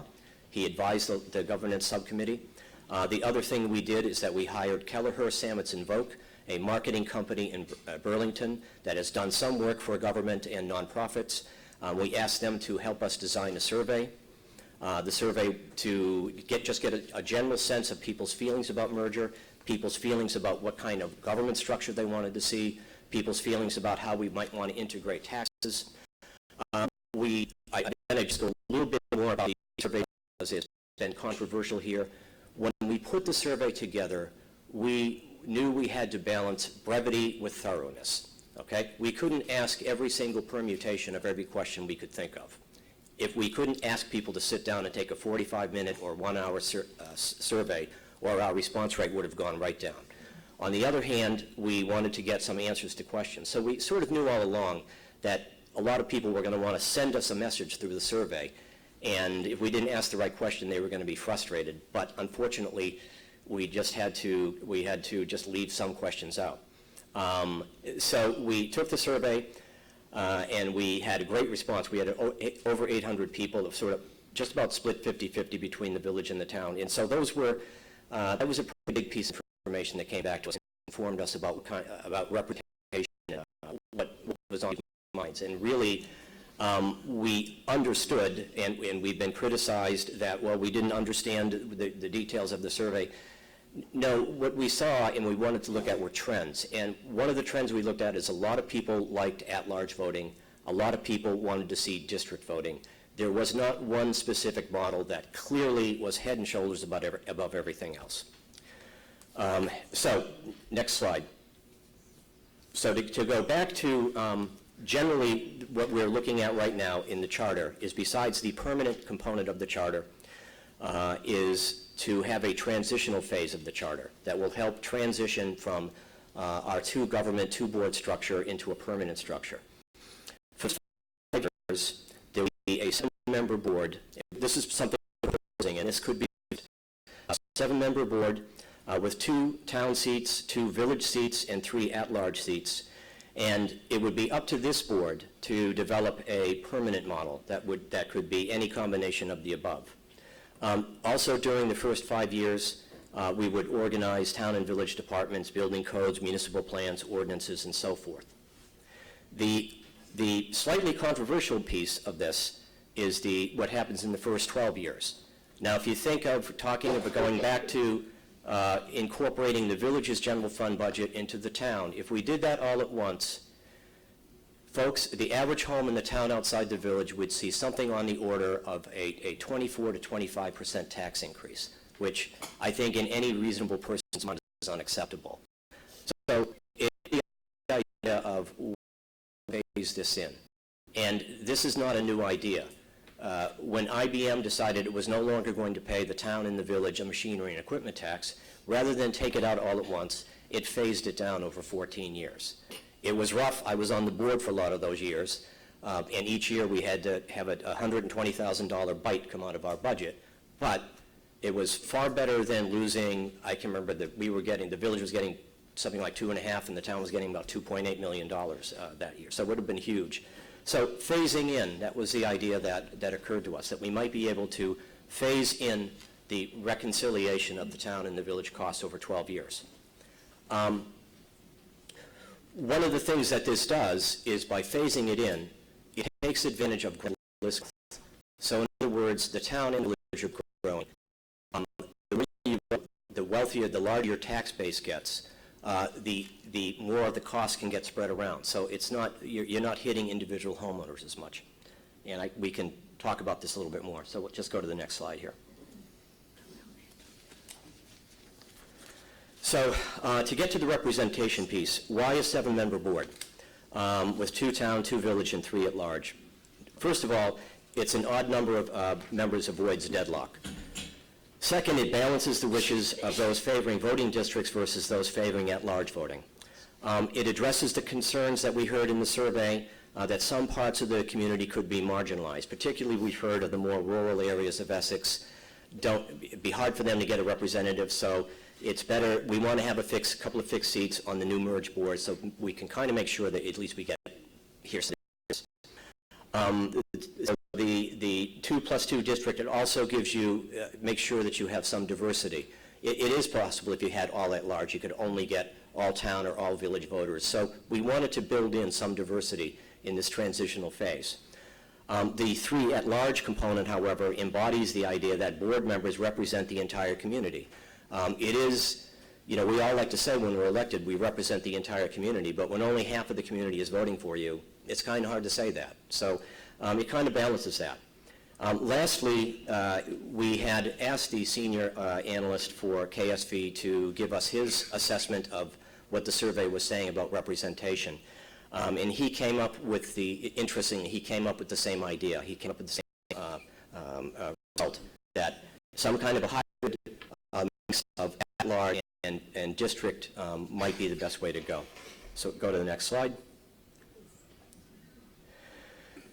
So why not and we've heard this tonight, why not a 7-member board with 3 from the town, 3 village, and 1 at large? And I think Andy touched on a little bit of this at the beginning of the meeting. And so, Andy, I'm going to probably repeat a lot of the things you said. We actually explored this concept back in November of 2018 as part of the legal research we were doing on board structures, and we were looking at even-numbered boards at that time. And our attorney said there were no state statutes against even-number boards, and you could have them. But an odd number is implied by the select board statutes, and that an odd number is a practical requirement. Now, what he's saying, and I haven't had time to verify this, but I'm going to do a bit of interpretation here. There's nothing in the charter right now, if you had an even number board, that says, here's how you break a tie, okay? And I want to get a little bit of a practical issue, just for consideration about why a tie, it might be a little problematic on the select board or the trustees right now.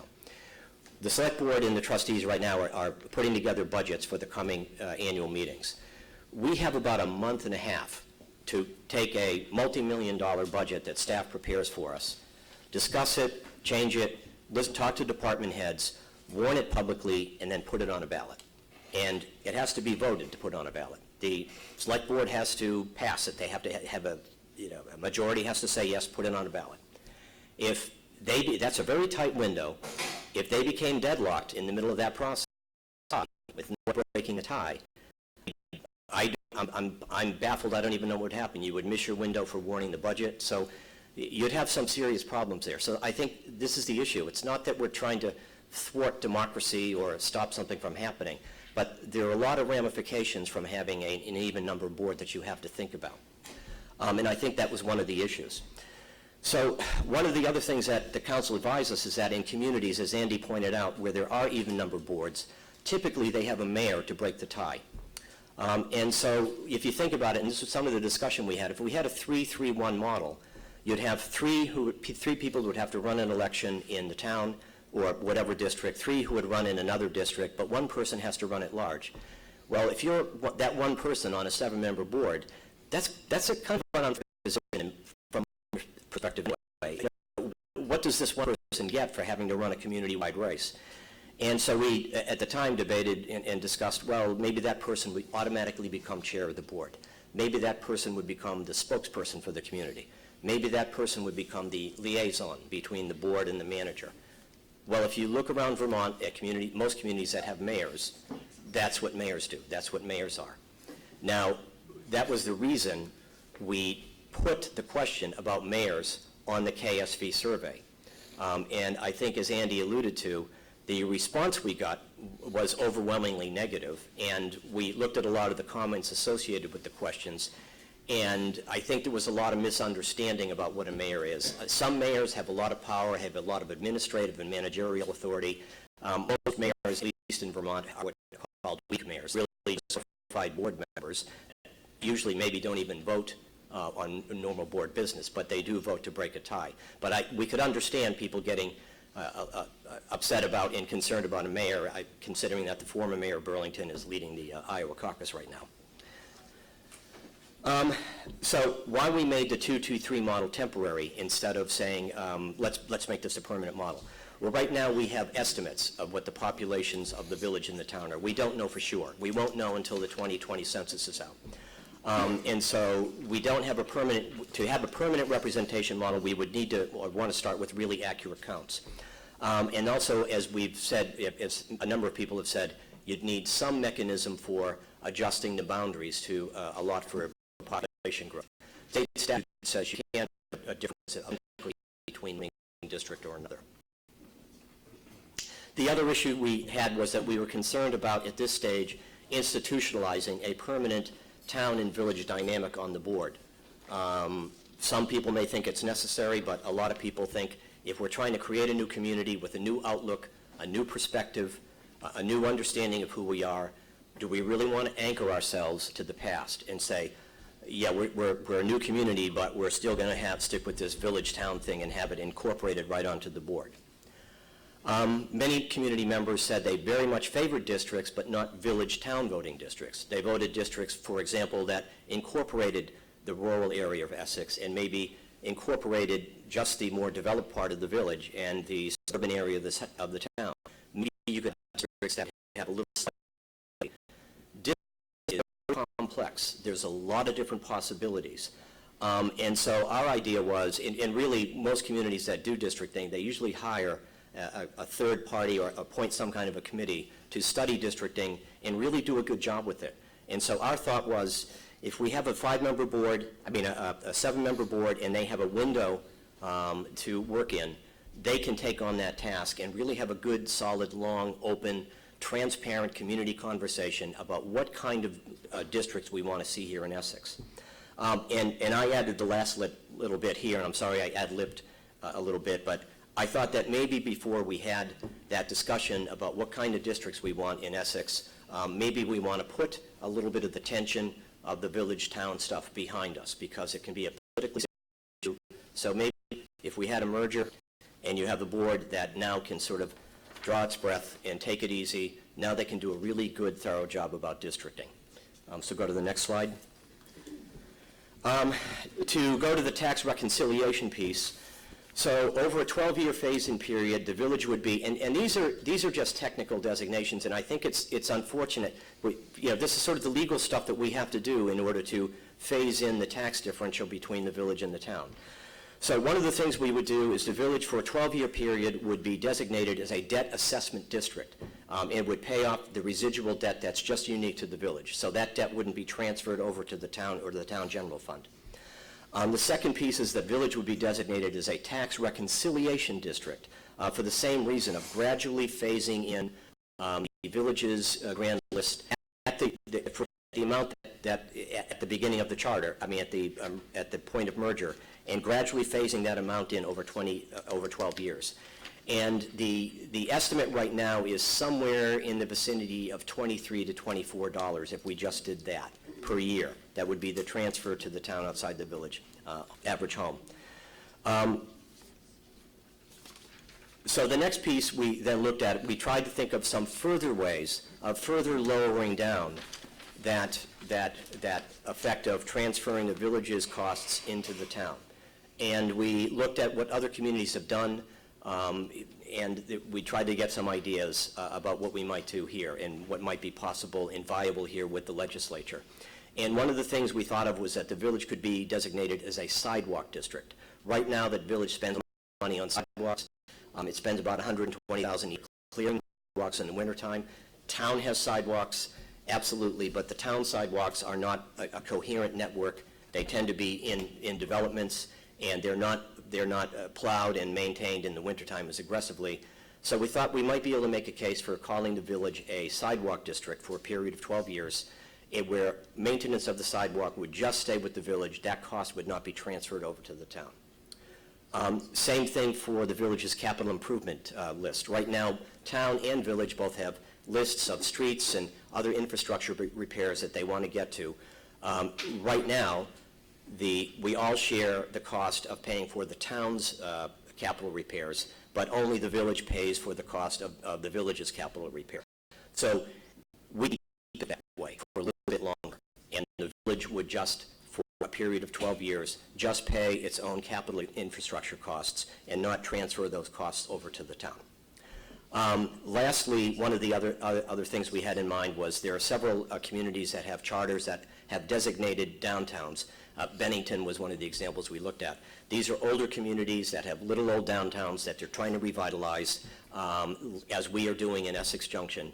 And right now, we have a special tax, an economic development tax, in the village, and that money is used just to improve the village center. And the idea is that we would keep, maybe not that entire tax, but we would keep part of that tax in place. It would not be transferred over to the town. It would further reduce the impact of transferring the village's cost into the town, and would also ensure that our revitalization efforts in the village continue. So we'll go to the next slide.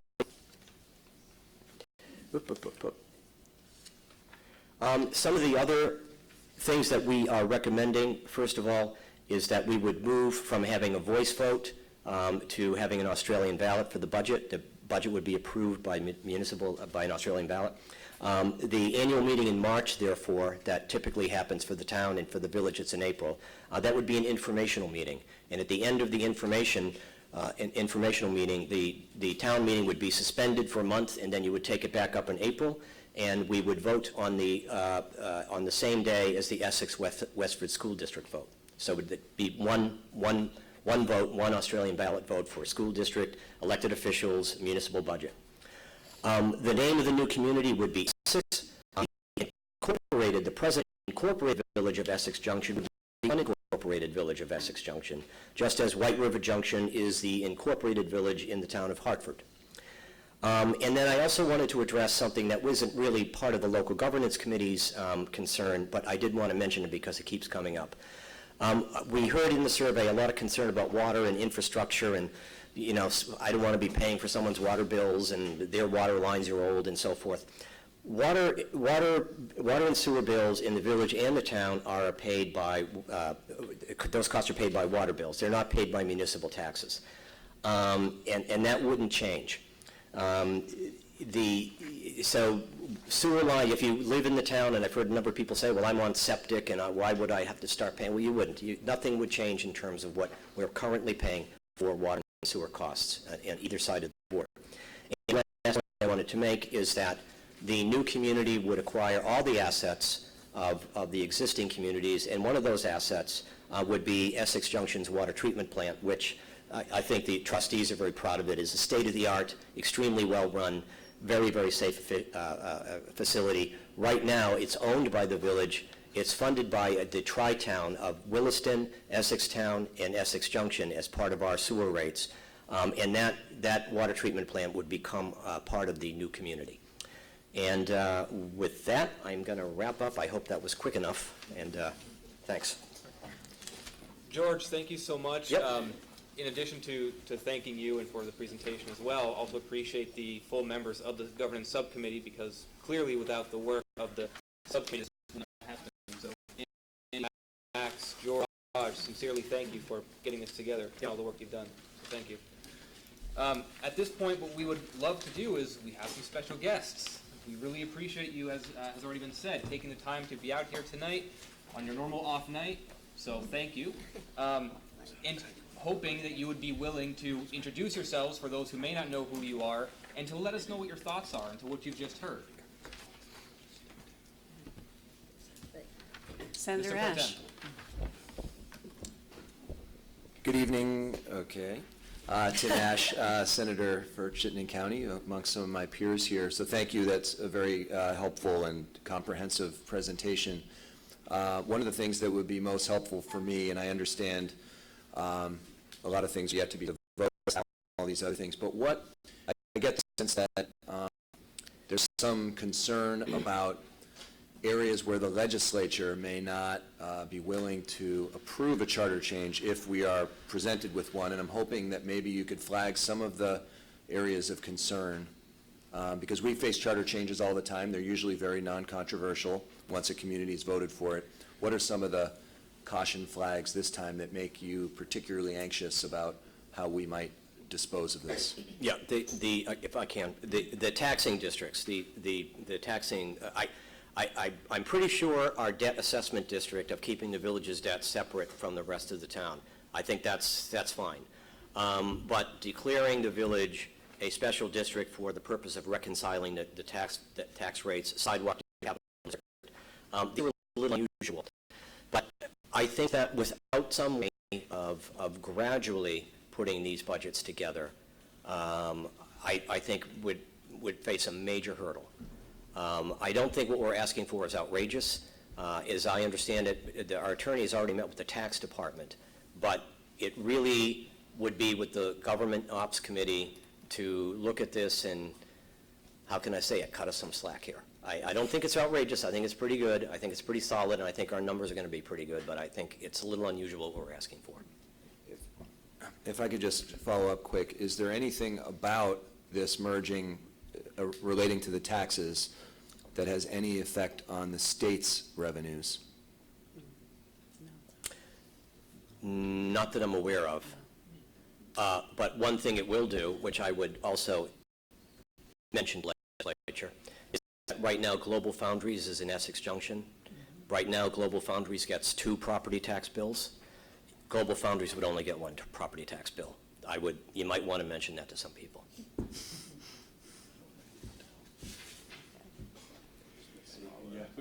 It gets a village tax bill and it gets a town tax bill. And all of a sudden it would only get 1 tax bill, and that tax bill would probably go down. Okay, so I just want to introduce myself. I'm Senator Ginny Lyons. I live in Williston, and I'm very much connected to Essex Junction and Essex town itself. So, but, you know, it seems to me that your concerns are probably valid ones, but the way you explain the transition, particularly for the tax district, I think is very logical. So if you continue to work with the tax department, and as you said, bring information into the GovOps committees, I think that I certainly will be supporting the good work that you're doing. Thank you.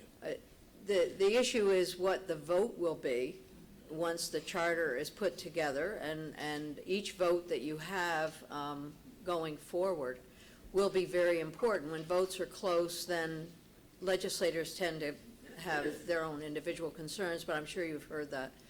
But, you know, I think for those of us who are familiar with Essex Junction and have represented you, I think I look forward to seeing all of this fall together.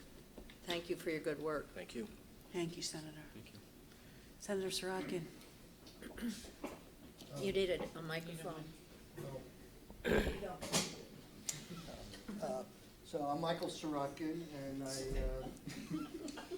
let's So funny. Use the mic. There's a microphone, pat it on the head. There's a mic right over here, too. Just pick the whole thing up.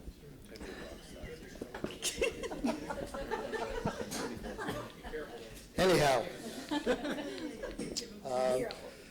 I raised my family, TOV, we didn't have that term back then, for 25 years in the town of Essex. And I really want to thank you for taking this on. I remember 25 years ago or more, my late wife, Sally Fox, was a representative for 16 years of the town, and I always used to say to her, how does this work between the town and the village? And even though she was a representative, she had a really hard time explaining it to me.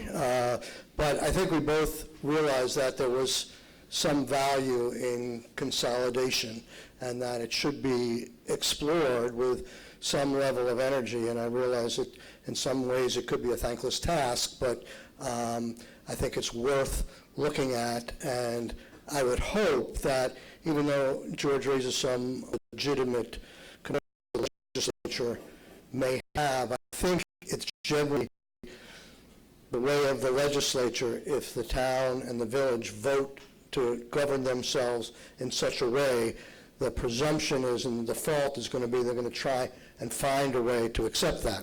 So it's still up to you, obviously, to get it through all the contentiousness that's going on here, but it must be countless hours, I can only imagine. Yes. Thank you. Mike, I remember Sally very well, and she was a good friend, and she was a great lady. I'm Debbie Ingram. I'm another one of the senators for the county, and I'm very sorry I was late because I was at another meeting that got to be extremely contentious, and I was so happy to walk down the hall and not hear any shouting or anything going on here. And I have a lot of praise for the hard work that you've been doing to work this out, and I would agree that if you can come to agreement and if you can educate the voters, and especially given the long history of kind of going back and forth and and the challenges that you've faced over the years, I think that I'd be very happy to support you. I'm sure we could persuade our colleagues at the state level to to support you. So good on you for doing such a good job. Thank you. Hi, I'm Chris Pearson, another one of your senators. I feel like an old timer here. 13 years ago, I was in the House and I served on a with Debbie Evans and Tim German, and they were, I think, on opposite sides of this issue. So they gave me a little briefing back then, and I've been kind of curiously watching from afar. So I'll just echo colleagues. Thank you for the laborious task. I'm sure it's often thankless. And we look forward to seeing what the community comes up with. I would tend to agree that it will not be a big issue if the community speaks clearly. There's not an impact for the Ed Fund in particular for the state. That's what we're always watching. I wouldn't let that keep you up at night. You'll have many more details to sweat through, but I wouldn't say the legislature is one of them. Thank you. Thank you. Hi, Lori Houghton. So I serve as a House of Representatives in District 8-2, which is Essex Junction. I want to just say two things. One is I was a trustee when we started these conversations back in 2013, and quite frankly had to leave the board last year because of the countless hours that you all are putting into this. So I know the hard work. Whether or not the people in the audience agree or disagree, I think a level of respect and thank you has to come forward, because I know this is a volunteer job and you're putting your heart and soul in this, so thank you. And I also want to apologize to my colleagues, because I meant to send an email today and didn't have time, but George and I have been in contact. I have some documents that outline everything. I've talked to the chair and the vice chair of the Government Ops Committee in the House. I'll be sending them the information. We'll be meeting with Legislative Council. I'll let you know when the meeting is so you can all attend if you'd like to get their feedback what's been presented tonight as well. Thank you. Thank you, Lori. Thanks, Lori.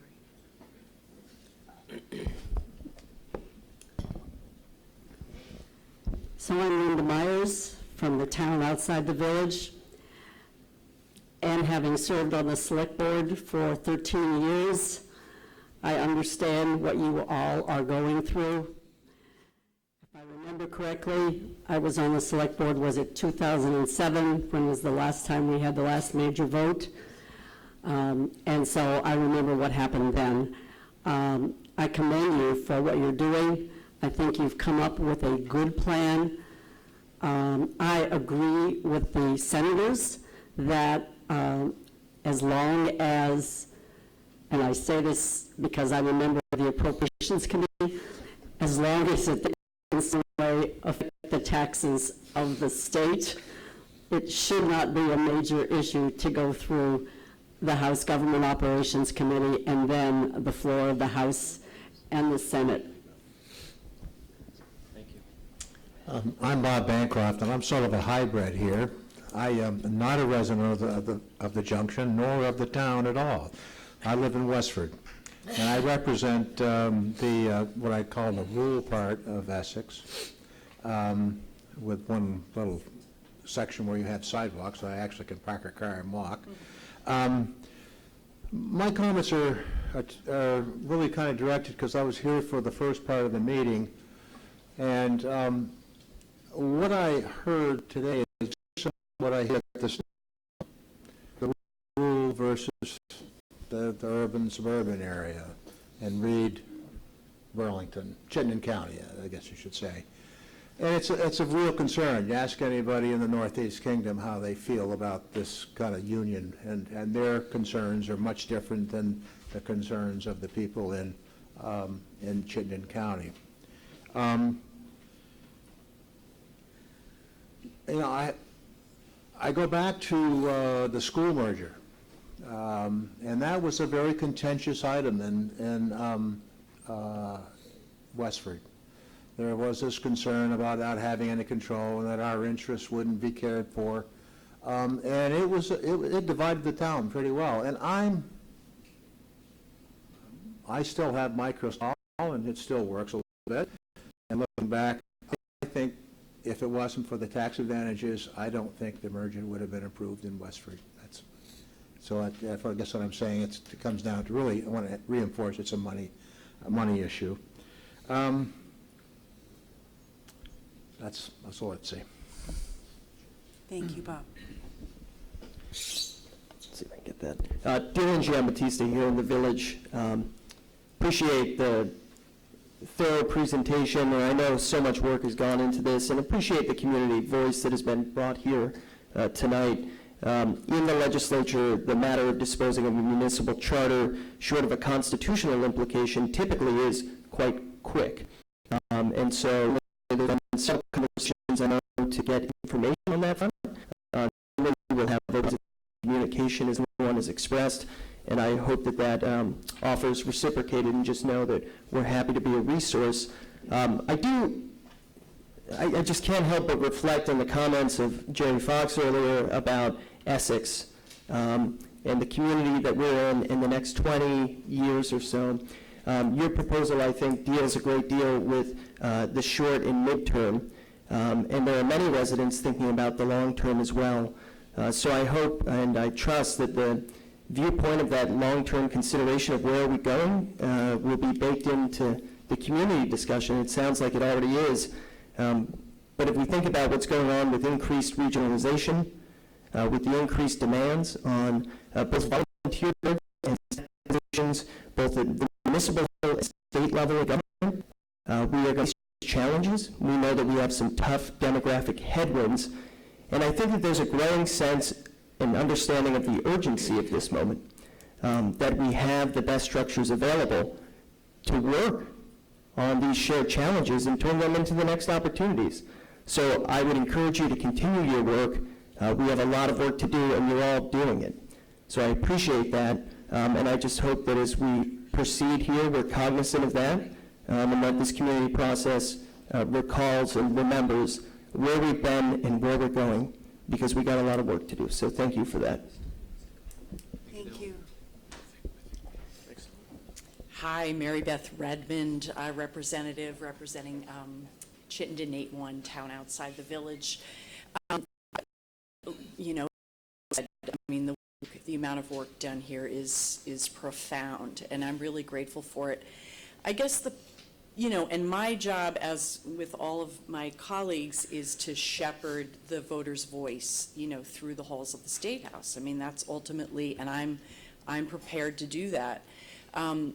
My biggest concern is communication, and I am so biased because I am a communications person, and I really, and you all have made amazing efforts to communicate, and I feel like there is confusion, and that's what keeps me up at night, is just the fact that, even sitting here tonight, I'm someone who's plugged into this process, and there were so many nuances to what you all come up with that, in my mind, are really amazing and brilliant thinking through of things, taxes and sidewalk districts, and I wasn't aware of all of that. So really my, kind of where I'm coming at it from is, I think, figuring out how to really distill this information to folks so that they know the thoughtfulness that has gone into this. That's my biggest concern. I am concerned with the confusion that reigns and the lack of understanding in the community. And I would really underscore what Dylan said. I think it's a really important point. Vermont is, we have real demographic challenges. We all know that. And I think communities need to look at how to be creative together, how to really leverage their strengths in order to draw economic opportunities to their communities. I think that's a very, very important thing to be thinking about for all of Vermont communities as we go forward. And so this feels like an opportunity. It really does. And, I am at your service, however I can be helpful.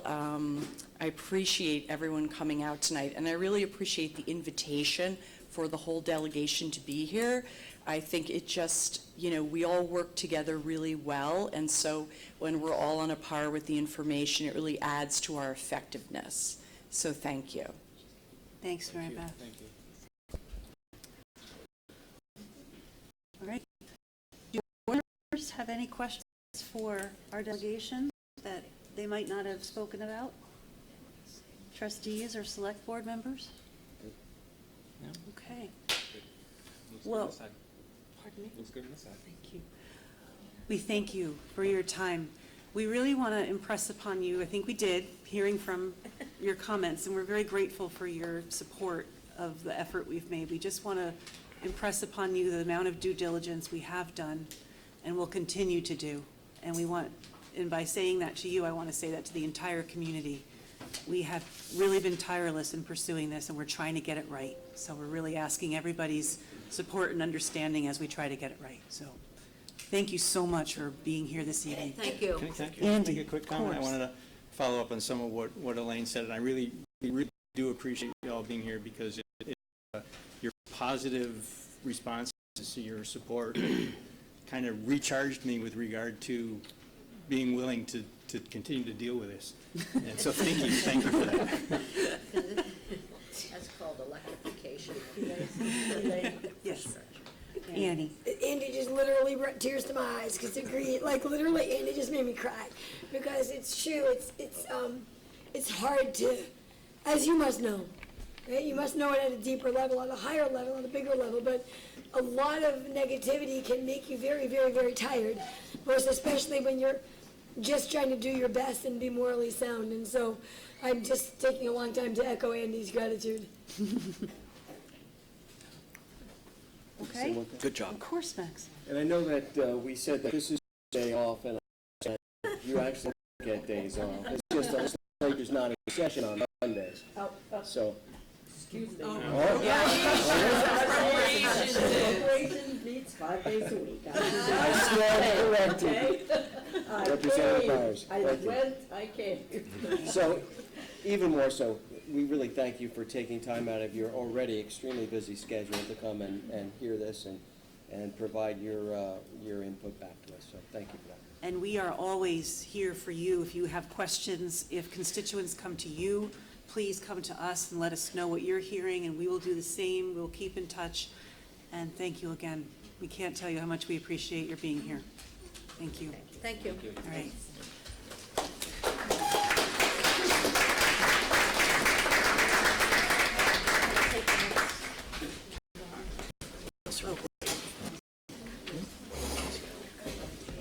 Good. Too bad. Was it all right? Okay, let's take like 2 minutes, and then we'll reconvene.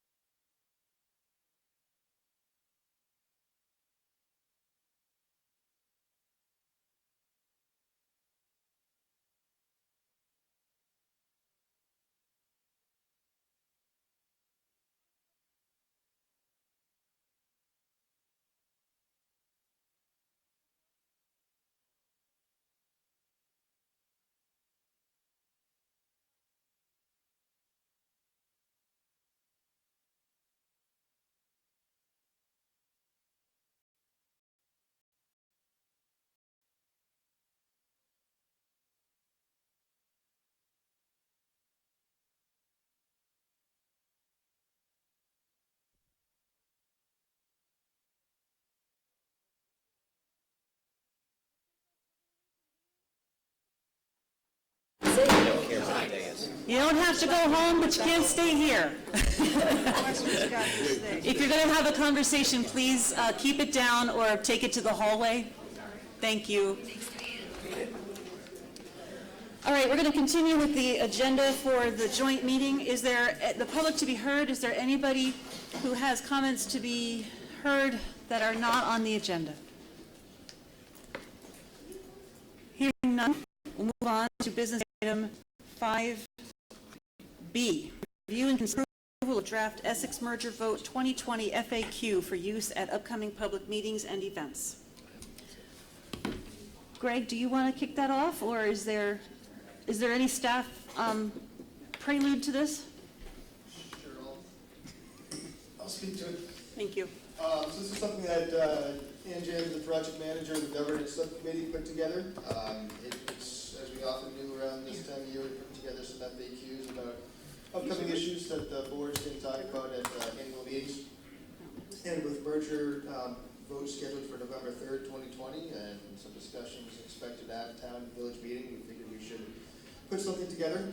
So it's just a short document, a couple pages, and some supporting information that try to answer some of the questions about merger that we've heard. Thank you, Greg. I guess what we can do is, I'm going to do it board by board. So, select board members, do you have any comments or questions about this FAQ? It's updated with the changes that I had requested, so I'm good. Okay. Andy, I thought you might have had some questions. Yeah, I do, and I apologize for not getting my comments in earlier to I know the governance subcommittee had been asked to put them in early and had a family situation that didn't allow that.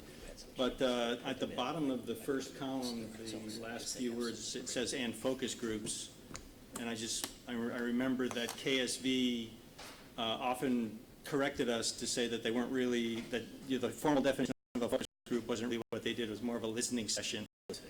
So I thought it may be a small. I thought maybe we should change that word to listening session to be more consistent with what the definition of a focus group is.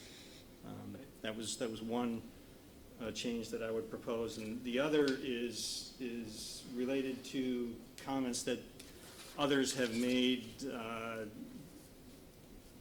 in public meetings here. Is that it's at the bottom of the second page where it talks about the cost to the average town property owner being between $20 and $30 a year. It makes it, the way it's written, it sounds like it's only $20 or $30 a year, but it's $20 and $30 increase every year. And I think we just need to make that language clearer, unless I'm completely misunderstanding. No, it's the idea is it's incrementally increased at $20 to $30.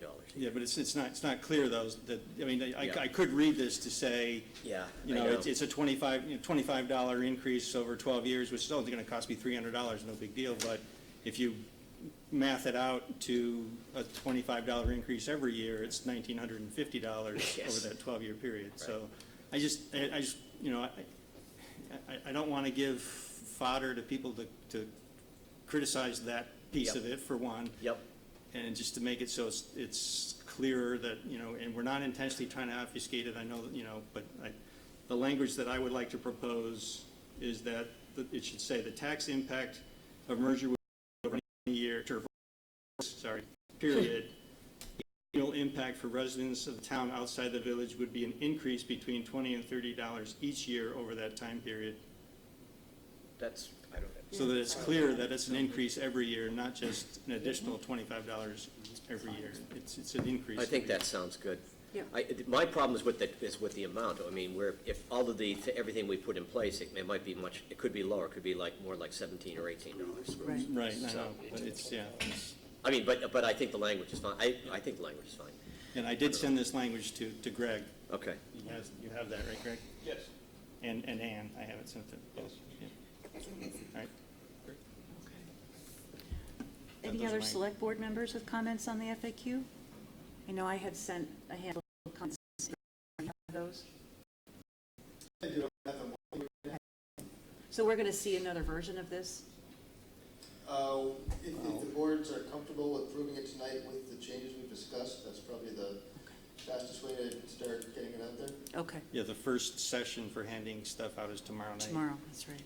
Okay. We could omit this one if we're not ready, but. I'm good with all the changes. I think Matt. previous practice has been that we would go with the best version we have to date, knowing that as more information comes in to make it more clear, that we can then update it, so that by the last outreach, we'll maybe have the final version, but I wouldn't hold off approving it tonight, because it's not perfect. You're right, Max. It is some of the things that we've done with the pre-FAQs as to why we do this, websites, since that does align with our practice. I think Annie. Annie, thank you. I know, this whole In this long long thing is, table. yeah, it's Like, really, no. Annie. Sorry, I overdid that. All right, I overdo it. My thought is that it would be very confusing to me if I received one version and then my friend had a similar looking but differently worded one. So I would say, with all the things that we are doing to try to be really clear, changing language on a handout that looks the same is probably not a good idea with all that we are working on. What if we have the version on the date at which this is done? I think we would really be missing an opportunity To grow it? if we wait until it's perfect, because it will never be perfect. None of them will ever be perfect. Right, except Good idea, can't we just not change it? Like, can't we just commit to whatever we're gonna do, whatever we're gonna hand out the first day? Let's just stick it. Because I think you want continuous improvement. Yeah, In all things we do. And some of the dollar amounts and things, we might, Oh. it's not clear that those are fixed just yet. That's the range, but we'd like to narrow that down, so, yeah. Maybe then, can we make it very, very clear that it's, am I driving you nuts? No, no. That it's a different, like what Max said, yes, the version, but maybe be clear on the headline of it. Maybe put some language in it at the top where the headline's gonna say version 2, version 3. This is an ongoing, please look forward to more versions. Greg, I think we could probably version it at the top of the page as opposed to the bottom. Yeah, you could do that. Yeah. We could probably accommodate that, And then for let sure. it say, please look, so that you know when you get this, that you might wanna go find out what the next The next chapter one, is or whatever. right. So version 1, please look forward to Yes. it'd be like crazily, I'm sorry, I'm really emphatic because I'm really nervous about it. Thanks. Thanks, Annie. Yep. Trustees? I'm good. I would clarify that and just say instead of version number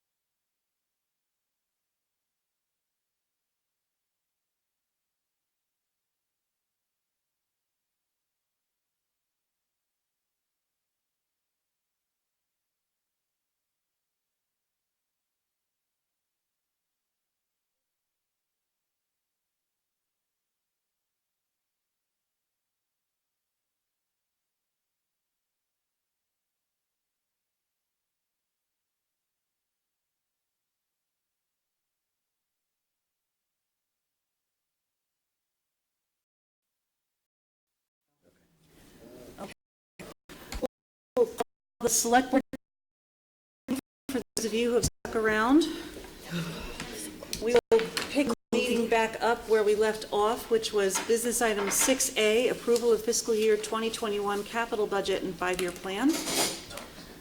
Can I get a motion from someone to approve the capital budget? I move